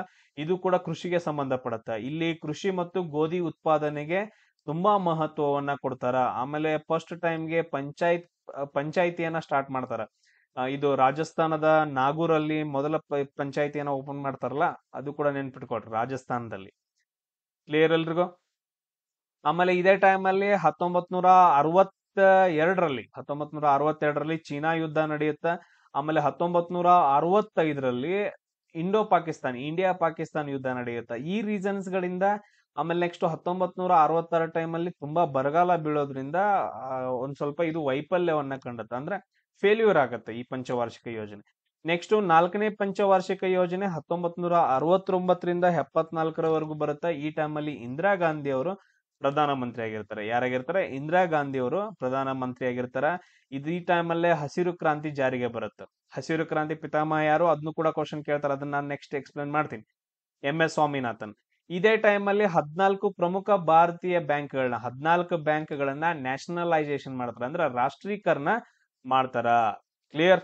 1970 ಸಮಥಿಂಗ್, ಯಾವ ಟೈಮಲ್ಲಿ ನೋಡ್ರಿ, 1974ರಲ್ಲಿ ಬ್ಯಾಂಕ್ಗಳನ್ನ ರಾಷ್ಟ್ರೀಕರಣ ಮಾಡ್ತಾರ. ಆ ಡೇಟ್ ಅನ್ನ ಕರೆಕ್ಟ್ ಆಗಿ ಹಾಕ್ರಿ ನನಗ ಒಂದ್ಸರಿ. ನೆಕ್ಸ್ಟ್ 5ನೇ ಪಂಚವಾರ್ಷಿಕ ಯೋಜನೆ ಬರುತ್ತಾ 1974ರಿಂದ 78ರವರೆಗೂ. ಈ ಟೈಮಲ್ಲಿ ನ್ಯಾಷನಲ್ ಹೈವೇಸ್ ನ ರೆಡಿ ಮಾಡ್ತಾರ. ಈಗ ಎಲ್ಲ ಅದಾವಲ್ಲ ನ್ಯಾಷನಲ್ ಹೈವೇ, ಅದು. ಆಮೇಲೆ 5ನೇ ಪಂಚವಾರ್ಷಿಕ ಯೋಜನೆ ಉದ್ಯೋಗ ಮತ್ತು ಬಡತನ ನಿರ್ಮೂಲನೆಗೆ ಬರುತ್ತೆ. ಬಡತನ ನಿರ್ಮೂಲನೆಗೆ ಬರುವಂತಹ ಪಂಚವಾರ್ಷಿಕ ಯೋಜನೆ 5ನೇದಾಗೈತೆ. ಇದೇ ಟೈಮ್ ಅಲ್ಲಿ ಇಂದಿರಾ ಗಾಂಧಿ ಅವರು ಒಂದು ಸ್ಲೋಗನ್ ಅನ್ನ ಕೂಗ್ತಾರ, ಗರೀಬಿ ಹಟಾವೋ ಅಂತಂದೇಳಿ. ಏನ್ ಮಾಡ್ತಾರ? ಗರೀಬಿ ಹಟಾವೋ ಅಂತಂದೇಳಿ ಹೇಳ್ತಾರ. ಆಮೇಲೆ NH ಹೈವೇಸ್ ಬರ್ತಾವಲ್ಲ, ಅದು ಈ ಟೈಮ್ ಅಲ್ಲಿ ಪರಿಚಯ ಮಾಡ್ತಾರೆ 5ನೇ ಪಂಚವಾರ್ಷಿಕ ಯೋಜನೆ ಒಳಗಡೆ. ಆಮೇಲೆ ಉಳಿದು ಸ್ವಲ್ಪ ಬಿಡ್ರಿ, ಅವಾಗ ಏನೋ ಅವರು ಜಗಳ ಮಾಡ್ತಿರ್ತಾರ. ಆಮೇಲೆ 1975ರಲ್ಲಿ ನ್ಯಾಷನಲ್ ಎಮರ್ಜೆನ್ಸಿ ಬರುತ್ತ, ಆರ್ಟಿಕಲ್ 362 ಪ್ರಕಾರ. ಇದೆಲ್ಲ ಏನೇನೋ ಆಗುತ್ತಲ್ಲ, ಅದನ್ನೆಲ್ಲ ಬಿಡ್ರಿ. ನೆಕ್ಸ್ಟ್ 6ನೇ ಪಂಚವಾರ್ಷಿಕ ಯೋಜನೆ ಬರುತ್ತ. 6ನೇ ಪಂಚವಾರ್ಷಿಕ ಯೋಜನೆ, ಇದು ಬೆಲೆ ನಿಯಂತ್ರಣ ಅಂತಂದ ಹೇಳಿ, ನನಗೆ ಅವೆಲ್ಲ ಇಂಪಾರ್ಟೆಂಟ್ ಬರಂಗಿಲ್ಲ. ಈ ಟೈಮಲ್ಲಿ ಕುಟುಂಬ ಯೋಜನೆ ಜಾರಿಗೆ ಬರುತ್ತೆ. 6ನೇ ಪಂಚವಾರ್ಷಿಕ ಟೈಮಲ್ಲಿ ಜನಸಂಖ್ಯೆ ಜಾಸ್ತಿ ಆಗೋದ್ರಿಂದ ಕುಟುಂಬ ಯೋಜನೆಯನ್ನ ಜಾರಿಗೆ ತಗೊಂಡು ಬರ್ತಾರ. ಆಮೇಲೆ ಶಿವರಾಮನ್ ಸಮಿತಿ ಪ್ರಕಾರ ಕೃಷಿಗೆ ಸಂಬಂಧಪಟ್ಟಂತಹ ಒಂದು ದೊಡ್ಡ ಬ್ಯಾಂಕ್ ಅನ್ನ ಸ್ಥಾಪನೆ ಮಾಡ್ತಾರೆ. ನಬಾರ್ಡ್ ಅಂತಂದು ಹೇಳ್ತೀವಲ್ಲ, ಅದು ಕೃಷಿ ಮತ್ತು ಗ್ರಾಮೀಣಾಭಿವೃದ್ಧಿ ರಾಷ್ಟ್ರೀಯ ಬ್ಯಾಂಕ್, ನಬಾರ್ಡ್ ಅನ್ನ ಸ್ಥಾಪನೆ ಮಾಡ್ತಾರ 6ನೇ ಪಂಚವಾರ್ಷಿಕ ಯೋಜನೆ ಒಳಗಡೆ. ನೆಕ್ಸ್ಟ್ 7ನೇ ಪಂಚವಾರ್ಷಿಕ ಯೋಜನೆ ಬರುತ್ತಾ 1985ರಿಂದ 90ರವರೆಗೂ. ಇಲ್ಲಿ ತಂತ್ರಜ್ಞಾನವನ್ನ ಬಳಕೆ ಮಾಡೋದು ಕೈಗಾರಿಕೆ ಒಳಗಡೆ. ಇದರ ಟೈಮ್ ಅಲ್ಲಿ ರಾಜೀವ್ ಗಾಂಧಿ ಅವರು ಪ್ರಧಾನ ಮಂತ್ರಿಯವರು ಇರ್ತಾರ. ಆಮೇಲೆ ನೆಕ್ಸ್ಟ್ 8ನೇ ಪಂಚವಾರ್ಷಿಕ ಯೋಜನೆ 1992ರಿಂದ 97ರವರೆಗೂ ಬರುತ್ತೆ. ಇದು ಕೂಡ ಕೈಗಾರಿಕೆಗಳ ಆಧುನೀಕರಣಕ್ಕೆ ಬರುತ್ತೆ. ಇದಾದ ನಂತರ ನೆಕ್ಸ್ಟ್ WTO ಅಂತಂದ ಹೇಳಿ ಬರುತ್ತೆ, ವರ್ಲ್ಡ್ ಟ್ರೇಡ್ ಸಮಥಿಂಗ್ ಆರ್ಗನೈಸೇಷನ್, ವಿಶ್ವ ವ್ಯಾಪಾರ ಸಂಸ್ಥೆ, ಅದರ ಸದಸ್ಯತ್ವವನ್ನ ಪಡೆಯುತ್ತೆ ನಮ್ಮ ದೇಶ 1995ರಲ್ಲಿ. ಕ್ಲಿಯರ್? ಆಮೇಲೆ ನೆಕ್ಸ್ಟ್ 9ನೇ ಪಂಚವಾರ್ಷಿಕ ಯೋಜನೆ, 10ನೇ ಪಂಚವಾರ್ಷಿಕ ಯೋಜನೆ, 11ನೇ ಪಂಚವಾರ್ಷಿಕ ಯೋಜನೆ, 12ನೇ ಪಂಚವಾರ್ಷಿಕ ಯೋಜನೆಗಳ ಬಗ್ಗೆ ನಮ್ಗೆ ಅಷ್ಟೊಂದು ಕ್ವಶನ್ಸ್ ಗಳು ಬರಂಗಿಲ್ಲ. ನಮಗ್ ಕೇಳೋದೇನಂತಂದ ಹೇಳಿದ್ರೆ 1ರಿಂದ ಹಿಡ್ಕೊಂಡು 5ರವರೆಗೂ ಜಾಸ್ತಿ ಕ್ವಶನ್ಸ್ ಗಳು ಬಂದಿದಾವೆ ಇಲ್ಲಿವರೆಗೂ. ನೆಕ್ಸ್ಟ್ ನಿಮಗೆ ತುಂಬಾ ಇಂಪಾರ್ಟೆಂಟ್ ಕ್ವಶನ್ ಬರೋದು ಯಾವ್ದ್ರೊಳಗ ಅಂತಂದ ಹೇಳಿದ್ರೆ ಇಂಡಿಯನ್ ಕಾನ್ಸ್ಟಿಟ್ಯೂಷನ್ ಬಗ್ಗೆ. ಇಂಡಿಯನ್ ಕಾನ್ಸ್ಟಿಟ್ಯೂಷನ್ ಮೇಲೆ ಒಂದು ಮ್ಯಾರಥಾನ್ ವಿಡಿಯೋ ಐತೆ ನಾನು ಮಾಡಿರೋದು, ಆ ವಿಡಿಯೋ ನೋಡ್ರಿ. ಅದರಲ್ಲಿ ನಿಮ್ಗೆ ಮೇನ್ ಇಂಪಾರ್ಟೆಂಟ್ ಕ್ವಶನ್ಸ್ ಗಳನ್ನ ಯಾವ್ದಾವ್ದ್ರ ಮೇಲೆ ಕೇಳ್ತಾರೆ ಅಂತಂದ ಹೇಳಿದ್ರೆ, ಸಂವಿಧಾನ ಹೆಂಗ್ ರಚನೆ ಆಯ್ತು 1946ರಿಂದ ಹಿಡ್ಕೊಂಡು 1950ರವರೆಗೂ ಕ್ವಶನ್ಸ್ ಗಳು ಬರ್ತಾವ. ಡಾಕ್ಟರ್ ರಾಜೇಂದ್ರ ಪ್ರಸಾದ್ ಆಗಿರ್ಬೋದು, BR ಅಂಬೇಡ್ಕರ್ ಆಗಿರ್ಬೋದು, ಸಚ್ಚಿದಾನಂದ್ ಸಿನ್ಹಾ ಆಗಿರ್ಬೋದು, ಯಾರ್ಯಾರು ಬರ್ತಾರೆ ನೋಡ್ರಿ, ಅವ್ರ ಬಗ್ಗೆ ಎಲ್ಲಾನು ಒಂದೇ ಅಂತ ಹೇಳಿದ್ರೆ ಪಾಯಿಂಟ್ಸ್ ಗಳನ್ನ ನೋಡ್ಕೊಳ್ರಿ. ಅದ್ರ ಜೊತೆಗೆ ನೆಕ್ಸ್ಟ್ ಕ್ವಶನ್ಸ್ ಗಳು ಬರೋದೇನಂತಂದ್ ಹೇಳಿದ್ರೆ ಫಂಡಮೆಂಟಲ್ ರೈಟ್ಸ್ ಮೇಲೆ ಕ್ವಶನ್ಸ್ ಬರ್ತಾವ. ಫಂಡಮೆಂಟಲ್ ಡ್ಯೂಟೀಸ್ ಮೇಲೆ. ಫಂಡಮೆಂಟಲ್ ಡ್ಯೂಟೀಸ್ ಒಳಗಡೆ ಕಂಪಲ್ಸರಿ ಆರ್ಟಿಕಲ್ 51A ಅಂತಂದ್ ಹೇಳಿ ನೆನ್ಪಿಟ್ಕೊಂಡ್ಬಿಡ್ರಿ, ಇದು ಕಂಪಲ್ಸರಿ ಕ್ವಶನ್. ಆಮೇಲೆ ನೆಕ್ಸ್ಟ್ DPSP ಮೇಲೆ ಅವಾಗ ಕ್ವಶನ್ಸ್ ಗಳನ್ನ ಕೇಳ್ತಾನೆ, DPSP ಮೇಲೆ. ಆಮೇಲೆ ಕಂಪಲ್ಸರಿ ಕೇಳೋದು ಪ್ರೆಸಿಡೆಂಟು, ಲೋಕಸಭಾ, ರಾಜ್ಯಸಭೆ ಇವುಗಳನ್ನ ಕವರ್ ಮಾಡ್ಕೊಂಡಿರೋದು. ಇವನ್ನೆಲ್ಲಾನು ನಾನು ಮ್ಯಾರಥಾನ್ ವಿಡಿಯೋಸ್ ಅಲ್ಲಿ ತುಂಬಾ ಈಸಿಯಾಗಿ ಹೇಳ್ಕೊಟ್ಟೇನಿ. ಆ ವಿಡಿಯೋ ನೀವು ನೋಡ್ಲೇಬೇಕು, ಒಂದ್ಸರಿ ಗ್ಲಾನ್ಸ್ ಮಾಡ್ಕೊಳ್ಳಿ. ಕೆಲವೊಂದು ಟಾಪಿಕ್ಸ್ ಗಳನ್ನ ರಿಪೀಟ್ ಮಾಡೋದು ಬೇಡ್ರ, ಅದಕ್ಕೋಸ್ಕರ ನೀವು ನೋಡ್ಕೋಬೇಕು ಅದನ್ನ. ನೋಡ್ರಿ, ನೆಕ್ಸ್ಟ್ ಇಂಪಾರ್ಟೆಂಟ್ ಕ್ವಶನ್ ಬರೋದೇನಂತಂದ್ ಹೇಳಿದ್ರೆ ನೀತಿ ಆಯೋಗದ ಮೇಲೆ ಕ್ವಶನ್ಸ್ ಗಳು ಬರಬಹುದು. ಅದನ್ನ ಮೊದಲು ನಾವು ಪ್ಲಾನಿಂಗ್ ಕಮಿಷನ್ ಅಂತಂದ್ ಹೇಳಿ ಕರಿತಾ ಇದ್ವಿ. 2015ರಲ್ಲಿ ಮೋದಿ ಗವರ್ಮೆಂಟ್ ಏನ್ ಮಾಡತ್ತ, ಅದನ್ನ ಚೇಂಜ್ ಮಾಡಿ ನೀತಿ ಆಯೋಗ ಅಂತಂದ್ ಹೇಳಿ ಮಾಡತ್ತೆ. ಏನ್ ಮಾಡತ್ತ? ನೀತಿ ಆಯೋಗ. ಸೊ ಇದ್ರ ಕೇಂದ್ರ ಕಚೇರಿ ನವದೆಹಲಿ ಒಳಗಡೆ ಬರುತ್ತ. ಯಾವಾಗ್ಲೂ ಅದ್ರದ್ದು ಮುಖ್ಯಸ್ಥರ, ಅಧ್ಯಕ್ಷರು ಯಾರು ಇರ್ತಾರ, ನೀತಿ ಆಯೋಗದ ಅಧ್ಯಕ್ಷರು ಯಾರು ಇರ್ತಾರ ಅಂತಂದ್ ಹೇಳಿದ್ರೆ ಪ್ರೈಮ್ ಮಿನಿಸ್ಟರ್ ಇರ್ತಾರೆ. ಯಾರು ಇರ್ತಾರ? Prime minister. ನೆನ್ಪಿಟ್ಕೊಳ್ರಿ, ನೀತಿ ಆಯೋಗದ ಅಧ್ಯಕ್ಷರು ಯಾರಿರ್ತಾರೆ ಅಂದ್ರೆ ಪ್ರೈಮ್ ಮಿನಿಸ್ಟರ್. ಇವಾಗ ಪ್ರೈಮ್ ಮಿನಿಸ್ಟರ್ ಯಾರಿದಾರ? ನರೇಂದ್ರ ಮೋದಿ ಅವರು ಇದಾರೆ. ಅದಕ್ಕೋಸ್ಕರ ನೀತಿ ಆಯೋಗದ ಅಧ್ಯಕ್ಷರು ನರೇಂದ್ರ ಮೋದಿ. ಆಮೇಲೆ ಉಪಾಧ್ಯಕ್ಷರು ಯಾರಿದಾರ ಅಂತಂದ್ ಹೇಳಿದ್ರೆ ಸುಮನ್ ಬೇರಿ, ಇವ್ರ ನೆನ್ಪಿಟ್ಕೊಳ್ರಿ. ಸುಮನ್ ಬೇರಿ ಏನಂತಂದ್ ಹೇಳಿದ್ರೆ ಉಪಾಧ್ಯಕ್ಷರಿದಾರ. ಆಮೇಲೆ ಸಿಇಒ ಯಾರಿದಾರ? ನೀತಿ ಆಯೋಗದ ಸಿಇಒ ಯಾರಿದಾರ ಅಂದ್ರ BVR ಸುಬ್ರಹ್ಮಣ್ಯಂ. ಯಾರಿದಾರ? BVR ಸುಬ್ರಹ್ಮಣ್ಯಂ. ಇವಾಗ ಇದೇನ್ ಕೆಲಸ ಮಾಡುತ್ತಾ? ಎಲ್ಲಾ ಪಂಚವಾರ್ಷಿಕ ಯೋಜನೆಗಳಾಗಿರ್ಬೋದು, ಅಭಿವೃದ್ಧಿ ಆಗಿರ್ಬೋದು, ಯಾವ ತರ ಡೆವಲಪ್ಮೆಂಟ್ ಮಾಡಬೇಕು ಎಲ್ಲಾನು ನೋಡ್ಕೊಂಡು ಹೋಗೋದು ಯಾವ್ದಂತಂದ್ ಹೇಳಿದ್ರೆ ಇವಾಗ ನೀತಿ ಆಯೋಗ ಅಂತಂದೇಳಿ ಹೇಳ್ತೀವಿ. ನೆಕ್ಸ್ಟ್ ನೋಡ್ರಿ, ಇಂಪಾರ್ಟೆಂಟ್ ಪಾಯಿಂಟ್, ನಮ್ಗೆ ಏನ್ ಕ್ವಶನ್ಸ್ ಗಳನ್ನ ಕೇಳಬಹುದು ಅಂತಂದ್ ಹೇಳಿದ್ರ ಯುದ್ಧಗಳ ಬಗ್ಗೆ ಕ್ವಶನ್ ಬರುತ್ತಾ, ಅಥವಾ ಇನ್ನೊಂದ್ ಏನಂತಂದ್ ಹೇಳಿದ್ರೆ ಒಪ್ಪಂದಗಳು, ಯುದ್ಧಗಳು ಮತ್ತು ಒಪ್ಪಂದಗಳ ಮೇಲೆ ಏನಂತಂದ್ ಹೇಳಿದ್ರೆ ನಮ್ಗೆ ಕ್ವಶನ್ ಬರ್ಬೋದು. ಸೊ ಅದಕ್ಕೋಸ್ಕರ ಇದು ಇಂಪಾರ್ಟೆಂಟ್ ಆಗತ್ತೆ. ಕೆಲವೊಂದು ಹೇಳ್ಕೊಂತ ಹೋಗ್ತೀನಿ ಯಾವ್ಯಾವ ಅಂತಂದ್ ಹೇಳಿ, ಅದನ್ನ ನೀವೇನಂತಂದ್ ಹೇಳಿದ್ರೆ ನೋಡ್ಕೋಬೇಕು. ಕ್ಲಿಯರ್ ಎಲ್ರಿಗೂ? ಸೊ ನೋಡ್ರಿ, ಕೊಪ್ಪಂ ಯುದ್ಧ ಅಂತಂದ್ ಹೇಳಿ ಬರುತ್ತೆ. ಯಾವ್ದು ಬರುತ್ತೆ? ಕೊಪ್ಪಂ ಯುದ್ಧ. ಚಾಳುಕ್ಯ ಕಿಂಗ್ ಸೋಮೇಶ್ವರ, 1ನೇ ಸೋಮೇಶ್ವರ ಮತ್ತು ರಾಜಾದಿರಾಜ ಚೋಳರ ನಡುವೆ ಯುದ್ಧ ನಡೆಯುತ್ತೆ. ಜಸ್ಟ್ ನೆನ್ಪಿಟ್ಕೊಳ್ರಿ, ಇದ್ರ ಬಗ್ಗೆ ಏನು ಕ್ವಶನ್ ಕೇಳಂಗಿಲ್ಲ, ಜಸ್ಟ್ ಒಂದ್ಸರಿ ನೆನ್ಪಿಟ್ಕೊಳ್ರಿ. ನೆಕ್ಸ್ಟ್ ಕಳಿಂಗ ವಾರದ ಬಗ್ಗೆ ಕೇಳ್ತಾರ. ಕಳಿಂಗ ವಾರ, ಸೊ ಇದು ಅಶೋಕ ಮತ್ತು ಕಳಿಂಗ ಸಾಮ್ರಾಜ್ಯದ ಮೇಲೆ ನಡೆಯುತ್ತ. 13ನೇ ಬಂಡೆಗಲ್ಲು ಶಾಸನ ಇದ್ರ ಬಗ್ಗೆ ಹೇಳ್ದೈತೆ. ಇನ್ನು ಮುಂದೆ ಏನ್ ಡಿಸ್ಕಷನ್ ಮಾಡ್ತಾನಲ್ಲ, ಎಲ್ಲಾ ಕ್ವಶನ್ಸ್ ಗಳನ್ನ ರೌಂಡ್ ಏನ್ ಹಾಕಿರ್ತಾನಲ್ಲ ಅವು ಕ್ವಶನ್ಸ್ ಗಳನ್ನ ಕೇಳಿದಾರ ಅಂತಂದೇಳಿ. ಸೊ 1ನೇ ತರಾಯಿನ್ ಯುದ್ಧ 1191ರಲ್ಲಿ ನಡೆಯುತ್ತ, ಗೋರಿ ಮತ್ತು ಪೃಥ್ವಿರಾಜ್ ಚೌಹಾನ್ ನಡುವೆ. ಸೊ ಇದರಲ್ಲಿ ಪೃಥ್ವಿರಾಜ್ ಚೌಹಾನ್ ಗೆಲ್ತಾನ. ನೆಕ್ಸ್ಟ್ 2ನೇ ತರಾಯಿನ್ ಯುದ್ಧ 1192ರಲ್ಲಿ ನಡೆಯುತ್ತ, ಮೊಹಮ್ಮದ್ ಗೋರಿ ಮತ್ತು ಪೃಥ್ವಿರಾಜ್ ಚೌಹಾನ್ ನೆಕ್ಸ್ಟ್ ವರ್ಷನೇ ನಡೆಯುತ್ತ. ಬಟ್ ಇದರಲ್ಲಿ ಗೋರಿ ಗೆಲ್ತಾನ, ಆಮೇಲೆ ಪೃಥ್ವಿರಾಜ್ ಚೌಹಾನ್ ಅನ್ನ ಕೊಂದ ಹಾಕ್ತಾರ. ಇದು ಏನಂತಂದ್ ಹೇಳಿದ್ರೆ ತರಾಯಿನ್ ಯುದ್ಧಗಳ ಮೇಲೆ ಕ್ವಶನ್ ಅನ್ನ ಇಲ್ಲಿವರೆಗೂ ಕೇಳೋದು. ನೆಕ್ಸ್ಟ್ ಪ್ಲಾಸಿ ಕದನ ಬಗ್ಗೆ ಕೇಳಿದ್ರೆ 1757ರಲ್ಲಿ ಸಿರಾಜುದ್ದೌಲು ಮತ್ತು ಬ್ರಿಟಿಷರ ನಡುವೆ ನಡೆದೈತೆ. ಬ್ರಿಟಿಷರ ನಡುವೆ ಮತ್ತು ಸಿರಾಜುದ್ದೌಲ್ ನಡುವೆ ನಡೆದೈತೆ. ಆಮೇಲೆ ನೆಕ್ಸ್ಟ್ ಬಕ್ಸಾರ್ ಕದನ 1764ರಲ್ಲಿ. ಬಕ್ಸಾರ್ ಕದನ 1764ರಲ್ಲಿ ನಡೆದೈತೆ. ಇದು ಯಾರ್ಯಾರ ನಡುವೆ ಅಂತಂದ್ ಹೇಳಿದ್ರೆ ಮೀರ್ ಕಾಸಿಂ, ಆಮೇಲೆ ಎರಡನೇ ಶಾ ಆಲಂ, ಇನ್ನೊಬ್ರು ಯಾರಂತಂದ್ ಹೇಳಿದ್ರೆ ಸುಜಾ ಉದ್ದೌಲ್. ಇವ್ರು 3 ಜನ ಸೇರ್ಬಿಟ್ಟು ಒಂದು ಟೀಮು, ಆಮೇಲೆ ಬ್ರಿಟಿಷರು. ಸೊ ಇವ್ರ ನಡುವೆ ಬಕ್ಸಾರ್ ಕದನ 1764ರಲ್ಲಿ ನಡೆಯುತ್ತ. ಅದ್ರ ಒಪ್ಪಂದ ಯಾವ್ದಾಗತ್ತಂದ್ರ 1765ರಲ್ಲಿ ಅಲಹಾಬಾದ್ ಒಪ್ಪಂದ ಆಗತ್ತ. ಸೊ ಅಲಹಾಬಾದ್ ಒಪ್ಪಂದ. ಈ ಆದ ನಂತರ ನೆಕ್ಸ್ಟ್ ಏನಂತಂದ್ ಹೇಳಿದ್ರೆ ದ್ವಿಮುಖ ಸರ್ಕಾರ ಪದ್ಧತಿ ಸ್ಟಾರ್ಟ್ ಆಗತ್ತೆ. ದ್ವಿಮುಖ ಸರ್ಕಾರ ಪದ್ಧತಿ ಏನು? ದ್ವಿಮುಖ ಸರ್ಕಾರ ಪದ್ಧತಿ, ನ್ಯಾಯವನ್ನ ಕೊಡೋದು ಯಾರಂತಂದ್ ಹೇಳಿದ್ರೆ ರಾಜ. ಟ್ಯಾಕ್ಸ್ ಎಲ್ಲ ಕಲೆಕ್ಟ್ ಮಾಡೋದು ಯಾವ್ದು? ನಿಜಾಮತ್ ಹಕ್ಕು ರಾಜನಿಗೆ ಸಿಕ್ಕಿದ್ದು. ಆಮೇಲೆ ಟ್ಯಾಕ್ಸ್ ಕಲೆಕ್ಷನ್ ಮಾಡೋದು ಇದೆಲ್ಲ ಏನಂತಂದ್ ಹೇಳಿದ್ರೆ ಬ್ರಿಟಿಷ್ ಇಟ್ಕೊಂತಾರ. ಆ ತರ ಒಂದು ದ್ವಿಮುಖ ಸರ್ಕಾರ ಪದ್ಧತಿ ಜಾರಿಗೆ ಬರುತ್ತೆ. ಅದಾದ ನಂತರ ನೆಕ್ಸ್ಟ್ ವಾಂಡಿವಾಶ್ ಕದನ 1760ರಲ್ಲಿ. ವಾಂಡಿವಾಶ್ ಕದನ ಯಾರ್ಯಾರ ನಡುವೆ ನಡೆಯುತ್ತಂದ್ರೆ ಬ್ರಿಟಿಷ್ ಮತ್ತು ಫ್ರಾನ್ಸ್ ನಡುವೆ ನಡೆಯುತ್ತೆ. ಇಂಡಿಯಾ ಒಳಗಡೆ ನಡೆಯುತ್ತೆ. ಬ್ರಿಟಿಷರು ಬಂದಿರ್ತಾರ, ಫ್ರಾನ್ಸ್ ಅವರು ಬಂದಿರ್ತಾರಲ್ಲ, ಅವ್ರ ನಡುವೆ ಒಂದು ನಡೆದಂತಹ ಯುದ್ಧ ವಾಂಡಿವಾಶ್ ಕದನ. ಆಮೇಲೆ ನೆಕ್ಸ್ಟ್ ಇಂಪಾರ್ಟೆಂಟ್ ಚೌಸಾ ಕಾಳಗ. 1539ರಲ್ಲಿ ಶೇರ್ ಶಾ ಶೂರಿ ಮತ್ತು ಹುಮಾಯೂನ್ ನಡುವೆ ನಡೆಯುತ್ತೆ. ಚೌಸಾ ಕಾಳಗ 1539ರಲ್ಲಿ. ಇಶ್ವಿನ ನೆನ್ಪಿಟ್ಕೋಬೇಕು, ಯಾರ ನಡುವೆ ನಡೆದೈತೆ ಅಂತ ಕೂಡ ನೆನ್ಪಿಟ್ಕೋಬೇಕಾಗತ್ತ. ಅದೇ ತರ ನೆಕ್ಸ್ಟ್ ಕನ್ವಾ ಕದನ ಬರುತ್ತ 1757ರಲ್ಲಿ. ಘಾಗ್ರಾ ಕದನ 1529ರಲ್ಲಿ. ಬಾಬರ್ ಯುದ್ಧ ಮಾಡಿರೋದು. ಕನ್ವಾ ಕಾಳಗ, ಘಾಗ್ರಾ ಕಾಳಗ, ಇನ್ನೊಂದೆರಡು ಬರ್ತಾವ, ಅವುಗಳನ್ನು ಕೂಡ ಏನಂದ್ರೆ ನೋಡ್ಕೊಳ್ರಿ. ಇಂಪಾರ್ಟೆಂಟ್ ನೆಕ್ಸ್ಟ್ ಪಾನಿಪತ್ ಕದನ 1527ರಲ್ಲಿ. ಬಾಬರ್ ಮತ್ತು ಇಬ್ರಾಹಿಂ ಲೋಧಿ ನಡುವೆ ನಡೆದಂತಹ ಕದನ 1ನೇ ಪಾನಿಪತ್ ಕದನ. ಇದರಲ್ಲಿ ಬಾಬರ್ ಗೆಲ್ತಾನ. ಆಮೇಲೆ ನೆಕ್ಸ್ಟ್ ಏನಾಗತ್ತ, ಮೊಘಲ್ ಸಾಮ್ರಾಜ್ಯವನ್ನ ಸ್ಥಾಪನೆ ಮಾಡ್ತಾರೆ. ದಿಲ್ಲಿ ಸುಲ್ತಾನೇಟ್ ಎಂಡ್ ಆಗತ್ತ. ನೆಕ್ಸ್ಟ್ 2ನೇ ಪಾನಿಪತ್ ಕದನ 1556ರಲ್ಲಿ. ಹೇಮು ಮತ್ತು ಅಕ್ಬರ್ನ ನಡುವೆ ನಡೆಯುತ್ತೆ. ಯಾರ ನಡುವೆ? ಹೇಮು ಮತ್ತು ಅಕ್ಬರ್ನ ನಡುವೆ ನಡೆಯುತ್ತೆ. ಆಮೇಲೆ ಮೂರನೇ ಪಾಣಿಪತ್ ಕದನ 1761ರಲ್ಲಿ ಮರಾಠ ಮತ್ತು ಅಫ್ಘಾನಿಸ್ತಾನದ ದಾಳಿಕೋರನಾದ ಅಹಮದ್ ಶಾ ಅಬ್ದಾಲಿ, ಯಾರು? ಅಹಮದ್ ಶಾ ಅಬ್ದಾಲಿ ನಡುವೆ ಮತ್ತು ಮರಾಠರ ನಡುವೆ ನಡೆಯುತ್ತಾ. ಇದು ಸೂರತ್ ಒಪ್ಪಂದದ ಮುಖಾಂತರ ಸ್ಟಾಪ್ ಆಗತ್ತೆ, ಸೂರತ್ ಒಪ್ಪಂದದ ಪ್ರಕಾರ. ನೆಕ್ಸ್ಟ್ ನೋಡ್ರಿ, ಒಂದನೇ ಕಾರ್ನಾಟಿಕ್ ಯುದ್ಧ. ಒಂದನೇ ಕಾರ್ನಾಟಿಕ್ ಅನ್ನೋ ಪ್ರದೇಶ ಏನಂದ್ರೆ ತಮಿಳುನಾಡು ಪ್ರದೇಶದಲ್ಲಿ ಬರುತ್ತೆ, ಈ ಕಡೆ ಸೈಡು ಕಾರ್ನಾಟಿಕ್ ಪ್ರದೇಶ ಅಂತಂದು ಹೇಳ್ತೀವಿ.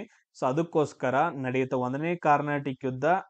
ಟ್ರೀಟಿ ಎಕ್ಸ್ ಲಾ ಚಾಪೆಲಾ ಅಂತಂದ ಹೇಳಿ, ಎಕ್ಸ್ ಲಾ ಚಾಪೆಲಾ ಒಂದು ಇದರಿಂದ ಒಪ್ಪಂದದ ಮುಖಾಂತರ ಸ್ಟಾಪ್ ಆಗುತ್ತೆ. ಸೆಕೆಂಡ್ ಕಾರ್ನಾಟಿಕ್ ವಾರ್ ಏನಂತಂದ ಹೇಳಿ, ಇಂಗ್ಲಿಷ್ ಮತ್ತು ಫ್ರೆಂಚರ ನಡುವೆ. Treaty of Pondicherry.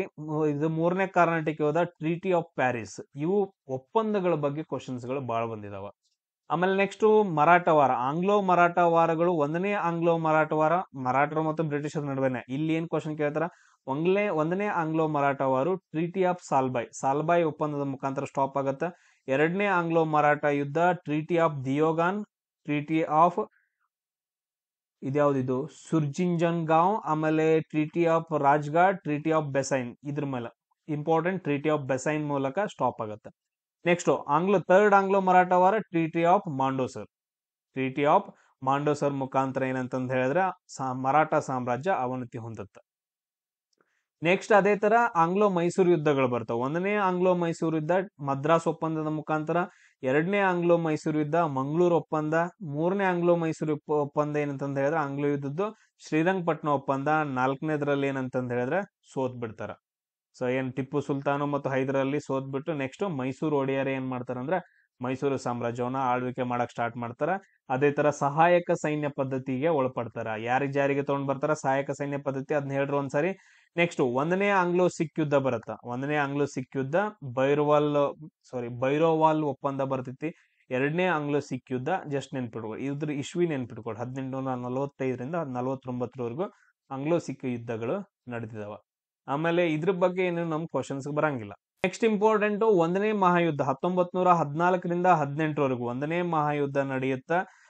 ಇದು ನಮ್ಗೆ ಇದೆಲ್ಲ ಬೇಡ, ಇದನ್ನೇನು ಅಷ್ಟೊಂದೇನ್ ಕೇಳಂಗಿಲ್ಲ. ಇಲ್ಲಿ ಏನು ಒಪ್ಪಂದ ಆಗತ್ತಂದ್ರೆ ವರ್ಸೈಲ್ಸ್ ಒಪ್ಪಂದ ಆಗತ್ತ. ಯಾವ ಒಪ್ಪಂದ ಆಗತ್ತ?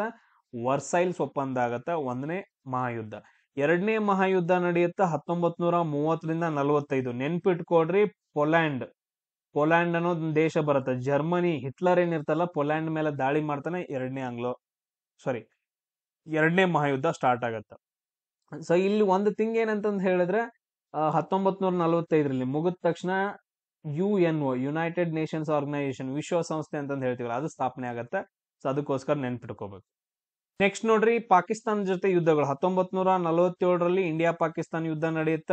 ಸೀಸ್ ಅಗ್ರಿಮೆಂಟ್ ಮಾಡ್ತಾರ. ಎರಡನೇ ಇಂಡಿಯಾ ಪಾಕಿಸ್ತಾನ ಯುದ್ಧ 1965ರಲ್ಲಿ. ಇದು ತಾಷ್ಕೆಂಟ್ ಒಪ್ಪಂದ ಆಗತ್ತೆ. ಯಾರ್ಯಾರ ನಡುವೆ ನಡೆಯುತ್ತೆ ಅಂತಂದ್ ಹೇಳ್ಬೇಕು ನನಗೆ ಇವಾಗ ನೀವು. ಅದೇ ಕ್ವಶನ್ ಬರುತ್ತೆ. ತಾಷ್ಕೆಂಟ್ ಒಪ್ಪಂದ ಯಾರ್ಯಾರ ನಡುವೆ ನಡೆಯುತ್ತೆ?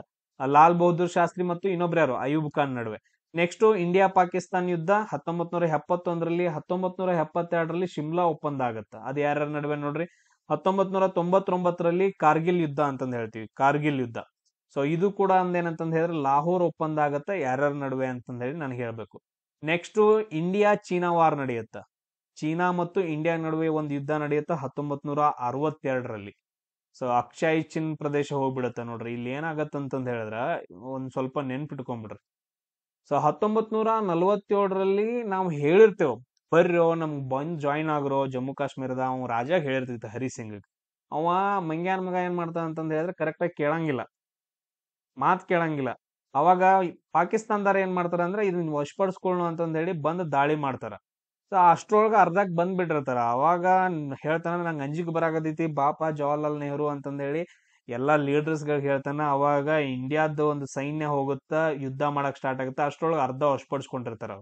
ಅದನ್ನ ನಾವು ಇವಾಗ ಏನಂತ ಕರಿತೀವಿ ಅಂದ್ರೆ ಪಾಕ್ ಅಕ್ಯುಪೈಡ್ ಕಾಶ್ಮೀರ್ ಅಂತಂದ್ ಹೇಳ್ತೀವಿ. ಏನಂತ ಕರಿತೀವಿ? POK, ಪಾಕ್ ಅಕ್ಯುಪೈಡ್ ಕಾಶ್ಮೀರ್ ಅಂತಂದ್ ಹೇಳಿ. ಇದು 1947ರಲ್ಲಿ ಆದಂತ ಕತಿ. ನೆಕ್ಸ್ಟ್ 1962ರಲ್ಲಿ ಚೀನಾದರ ಯುದ್ಧ ಮಾಡ್ತಾರೆ. ನಾವು ಸುಮ್ಮಿರ್ತೇವೆ, ಚೀನಾದರ ಯುದ್ಧ ಮಾಡ್ತಾರೆ. ಅವರು ಕೆಲವೊಂದು ಪ್ರದೇಶಗಳನ್ನ ವಶಪಡ್ಕೊಳ್ತಾರ. ಅದನ್ನ ನಾವು ಅಕ್ಸಾಯ್ ಚಿನ್ ಅಂತಂದ್ ಹೇಳ್ತೀವಿ. ಅಕ್ಸಾಯ್ ಚಿನ್ ಪ್ರದೇಶ ಅಂತಂದ್ ಹೇಳಿ ಕರಿತೀವಿ. ಎಲ್ಲಾನು ರಿಟರ್ನ್ ತಗೊಂತೀವಿ, ಒಂದೊಂದ್ ಸ್ವಲ್ಪ ತಗೊಳ್ಕೋತ ಹೊಂಟಿದೇವಿ ಇವಾಗ. ಸೊ ಎರಡೂ ನೆನ್ಪಿಟ್ಕೊಳ್ರಿ. ಅಲ್ಲಿ LAC ಮತ್ತು LOC ಅಂತಂದ್ ಹೇಳಿ ಬರ್ತಾವ. LOC ಅಂತಂದ್ ಹೇಳಿದ್ರೆ ಪಾಕಿಸ್ತಾನ್ ಕಡೆಗೆ, LOC line of control. Line of actual control ನೋಡ್ರಿ, ಇದು ನನಗೂ ಯಾಕೋ ಕನ್ಫ್ಯೂಷನ್ ಆಗಿಬಿಡ್ತು ಹೇಳುವಾಗ. LAC ಮತ್ತು LOC ಎಲ್ಲೆಲ್ಲಿ ಬರುತ್ತೆ ಅಂತಂದು ಹೇಳ್ಬಿಟ್ರು ಒಂದ್ಸರಿ. ನೋಡ್ರಿ, ಕ್ರಿಕೆಟ್ ಅಲ್ಲಿ ವರ್ಲ್ಡ್ ಕಪ್ ಸ್ಟಾರ್ಟ್ ಆಗಿದ್ದು 1975ರಲ್ಲಿ. ಸೊ ಇಂಗ್ಲೆಂಡ್ ಒಳಗಡೆ ನಡೆಯುತ್ತಾ, ಇದನ್ನ ನೆನ್ಪಿಟ್ಕೊಳ್ರಿ. ಆಮೇಲೆ ಇಲ್ಲಿವರೆಗೂ ಯಾರ್ಯಾರು ಎಷ್ಟೆಷ್ಟು ಗೆದ್ದಾರ ನೋಡ್ರಿ. 2023ರಲ್ಲಿ ಇಂಡಿಯಾದಲ್ಲಿ ನಡೆದೈತೆ ರೀಸೆಂಟ್ ಆಗಿ. ಅದನ್ನ ಯಾರು ಗೆದ್ರ ಅಂತ ನೋಡ್ರಿ. ನೆಕ್ಸ್ಟ್ 2027ರಲ್ಲಿ ಸೌತ್ ಆಫ್ರಿಕಾ, ಜಿಂಬಾಬ್ವೆ, ನಮೀಬಿಯಾ ಅದ್ರೊಳಗಡೆ ನಡೆದೈತೆ. ನೆಕ್ಸ್ಟ್ 2031ರಲ್ಲಿ ಮತ್ತೆ ಇಂಡಿಯಾ ಬಾಂಗ್ಲಾದೇಶದಲ್ಲಿ ಏನಂತಂದ್ ಹೇಳಿದ್ರೆ ವರ್ಲ್ಡ್ ಕಪ್ಗಳು, ಕ್ರಿಕೆಟ್ ವರ್ಲ್ಡ್ ಕಪ್ ನಡೀತಿದಾವೆ. 2025ರಲ್ಲಿ ವರ್ಲ್ಡ್ ಕಪ್ ಅನ್ನ ಯಾರು ಗೆದ್ರು? ನೆಕ್ಸ್ಟ್ ನೋಡ್ರಿ, T20 ವರ್ಲ್ಡ್ ಕಪ್ ಬಗ್ಗೆ ಕೇಳ್ಬೋದು. ರೀಸೆಂಟ್ ಆಗಿ 2024ರಲ್ಲಿ ನಡೆದಂತದ್ದು ವೆಸ್ಟ್ ಇಂಡೀಸ್ ಮತ್ತು ಯುನೈಟೆಡ್ ಸ್ಟೇಟ್ USA ಒಳಗಡೆ ನಡೆದೈತಲ್ಲ, ಅದು ಇಂಡಿಯಾ ಗೆದ್ದೈತೆ. ಅದೊಂದು ಪಾಯಿಂಟ್ ಅನ್ನ ನೆನ್ಪಿಟ್ಕೋಬೇಕು. ಈ ಕ್ರಿಕೆಟ್ ಬಗ್ಗೆ ನಿಮ್ಗೆ ಏನು ಹೇಳೋದ್ ಬೇಡ, ಯಾಕಂತಂದ್ ಹೇಳಿದ್ರೆ ಎಲ್ರು ಕ್ರಿಕೆಟ್ ಫ್ಯಾನ್ಸ್ ಇರ್ತೀರಿ, ಹೆವಿ ನಾಲೆಜ್ ಇರುತ್ತೆ. ನನಗಿಂತ ಒಂದ್ ಸ್ವಲ್ಪ ನೋಡ್ಕೊಂಡು ಹೋಗ್ಬಿಡ್ರಿ. ಕೇಳೋ ಕ್ವಶನ್ಸ್ ಗಳು ಜಾಸ್ತಿ ಇರ್ತಾವ ಕ್ರಿಕೆಟ್ ಮೇಲೆ, ಯಾಕಂದ್ರೆ ರೀಸೆಂಟ್ ಆಗಿ ಕ್ರಿಕೆಟ್ ಮೇಲೆ ಜಾಸ್ತಿ ಕ್ವಶನ್ಸ್ ಗಳು ಬರ್ತಿದಾವ್. ಇನ್ನೊಂದು ಇಂಪಾರ್ಟೆಂಟ್ ಪಾಯಿಂಟ್ ಬರುತ್ತಾ, ಧೋನಿ ರೇಸ್ ಅಂತಂದ್ ಹೇಳಿ ಬರುತ್ತಾ. ಈಗ ಹಡಗಿನ ರೇಸ್ ಮಾಡ್ತಾರ ಕೇರಳದೊಳಗಡೆ, ಧೋನಿ ರೇಸ್ ಅಂತಂದ್ ಹೇಳ್ತೀವಿ. ಆ ಧೋನಿ ಅಲ್ಲ, ಹಡಗು, ಶಿಪ್, ಈ ರೇಸ್ ಮಾಡ್ತಾರ. ಧೋನಿ ರೇಸು ಕೇರಳದೊಳಗಡೆ. ಅದು ಒಂದ್ ಕಪ್ ಬರುತ್ತೆ, ಅದಕ್ಕೆ ನೆಹರು ಕಪ್ ಅಂತಂದ್ ಹೇಳ್ತೀವಿ. ಇದನ್ನ ಬಾಳ್ ಸರಿ ಕೇಳಿದಾರ, ನೆನ್ಪಿಟ್ಕೊಂಡ್ಬಿಡ್ರಿ. ನೆಕ್ಸ್ಟ್ ಕ್ವಶನ್ RBI ಬಗ್ಗೆ ಬರುತ್ತಾ. RBI ಇಲ್ಲಿ ಸಿಂಪಲ್ ಕ್ವಶನ್ ಬರುತ್ತೆ. ಏನಂತಂದ್ ಹೇಳಿದ್ರೆ, RBI ಗವರ್ನರ್ ಯಾರಿದ್ದಾರೆ ಇವಾಗ? ಸಂಜಯ್ ಮಲ್ಹೋತ್ರಾ ಅಂತಂದ್ ಏನೋ ಹೇಳ್ತೀವಲ್ಲ, ಅವ್ರು ಇದಾರ. ಆಮೇಲೆ ನಮ್ಗೆ RBI ರೆಪೋ ರೇಟ್ ಎಷ್ಟೈತೆ ಅಂತ ನನ್ಗ ಒಂದ ಮೆಸೇಜ್ ಹಾಕ್ರಿ, ಯಾಕಂದ್ರೆ ಇದು ಕೇಳೋ ಕ್ವಶನ್ ಐತೆ. ರೆಪೋ ರೇಟ್ ನೀವು ಒಂದ್ಸರಿ ನನ್ ಕಮೆಂಟ್ ಹಾಕ್ರಿ ಅಂತಂದ್ ಹೇಳಿದ್ರೆ ನೆನಪಿಡ್ತೈತಿ ನಿಮಗ್ RBI ಇದು. ಸೊ ಯಾವಾಗ ಸ್ಥಾಪನೆ ಆಗತ್ತ? 1935ರಲ್ಲಿ ಸ್ಥಾಪನೆ ಆಗತ್ತೆ. RBI ಯಾವಾಗ ಸ್ಥಾಪನೆ ಆಗತ್ತ? 1935. ಬ್ಯಾಂಕ್ಗಳ ಬ್ಯಾಂಕ್ ಅಂತ ಕರಿತೀವಿ. RBI ಏನಂತ ಕರಿತೀವಿ? ಬ್ಯಾಂಕ್ಗಳ ಬ್ಯಾಂಕು ಅಂತಂದ್ ಹೇಳಿ ಕರಿತೀವಿ. ನೆಕ್ಸ್ಟ್ ನೋಡ್ರಿ, RBI ಹೆಡ್ ಕ್ವಾರ್ಟರ್ಸ್ ಎಲ್ಲಿ ಬರುತ್ತೆ ಅಂತಂದ್ ಹೇಳಿದ್ರೆ ಮುಂಬೈ ಒಳಗಡೆ. RBI ಹೆಡ್ ಕ್ವಾರ್ಟರ್ಸ್ ಎಲ್ಲಿ ಬರುತ್ತಾ? ಮುಂಬೈ ಒಳಗಡೆ ಬರುತ್ತೆ. ಸೊ ನೆಕ್ಸ್ಟ್ ನೋಡ್ರಿ, ಇಂಪಾರ್ಟೆಂಟ್ ಬರೋದೇನಂತಂದ್ ಹೇಳಿದ್ರೆ, ಗಾಂಧೀಜಿ ಮೇಲೆ ತುಂಬಾ ಕ್ವಶನ್ಸ್ ಗಳು ಬರ್ತಾವ. 1915ರಲ್ಲಿ ಇವರು ಸೌತ್ ಆಫ್ರಿಕಾದಿಂದ 1915ರಲ್ಲಿ ರಿಟರ್ನ್ ಆಗ್ತಾರ. ಅವ್ರು ಮೊದ್ಲೇನಂದ್ರ ಅಲ್ಲಿ ಕೆಲಸ ಮಾಡಕ್ ಹೋಗಿರ್ತಾರ ವಕೀಲರಾಗಿ. ರಿಟರ್ನ್ 1915ರಲ್ಲಿ ನಮ್ಮ ಭಾರತ ದೇಶಕ್ಕೆ ಬರ್ತಾರ. ಸೊ ಅದಕ್ಕೋಸ್ಕರ ಜನವರಿ 9 ನಾವು ಏನಂತ ಆಚರಣೆ ಮಾಡ್ತೀವಿ?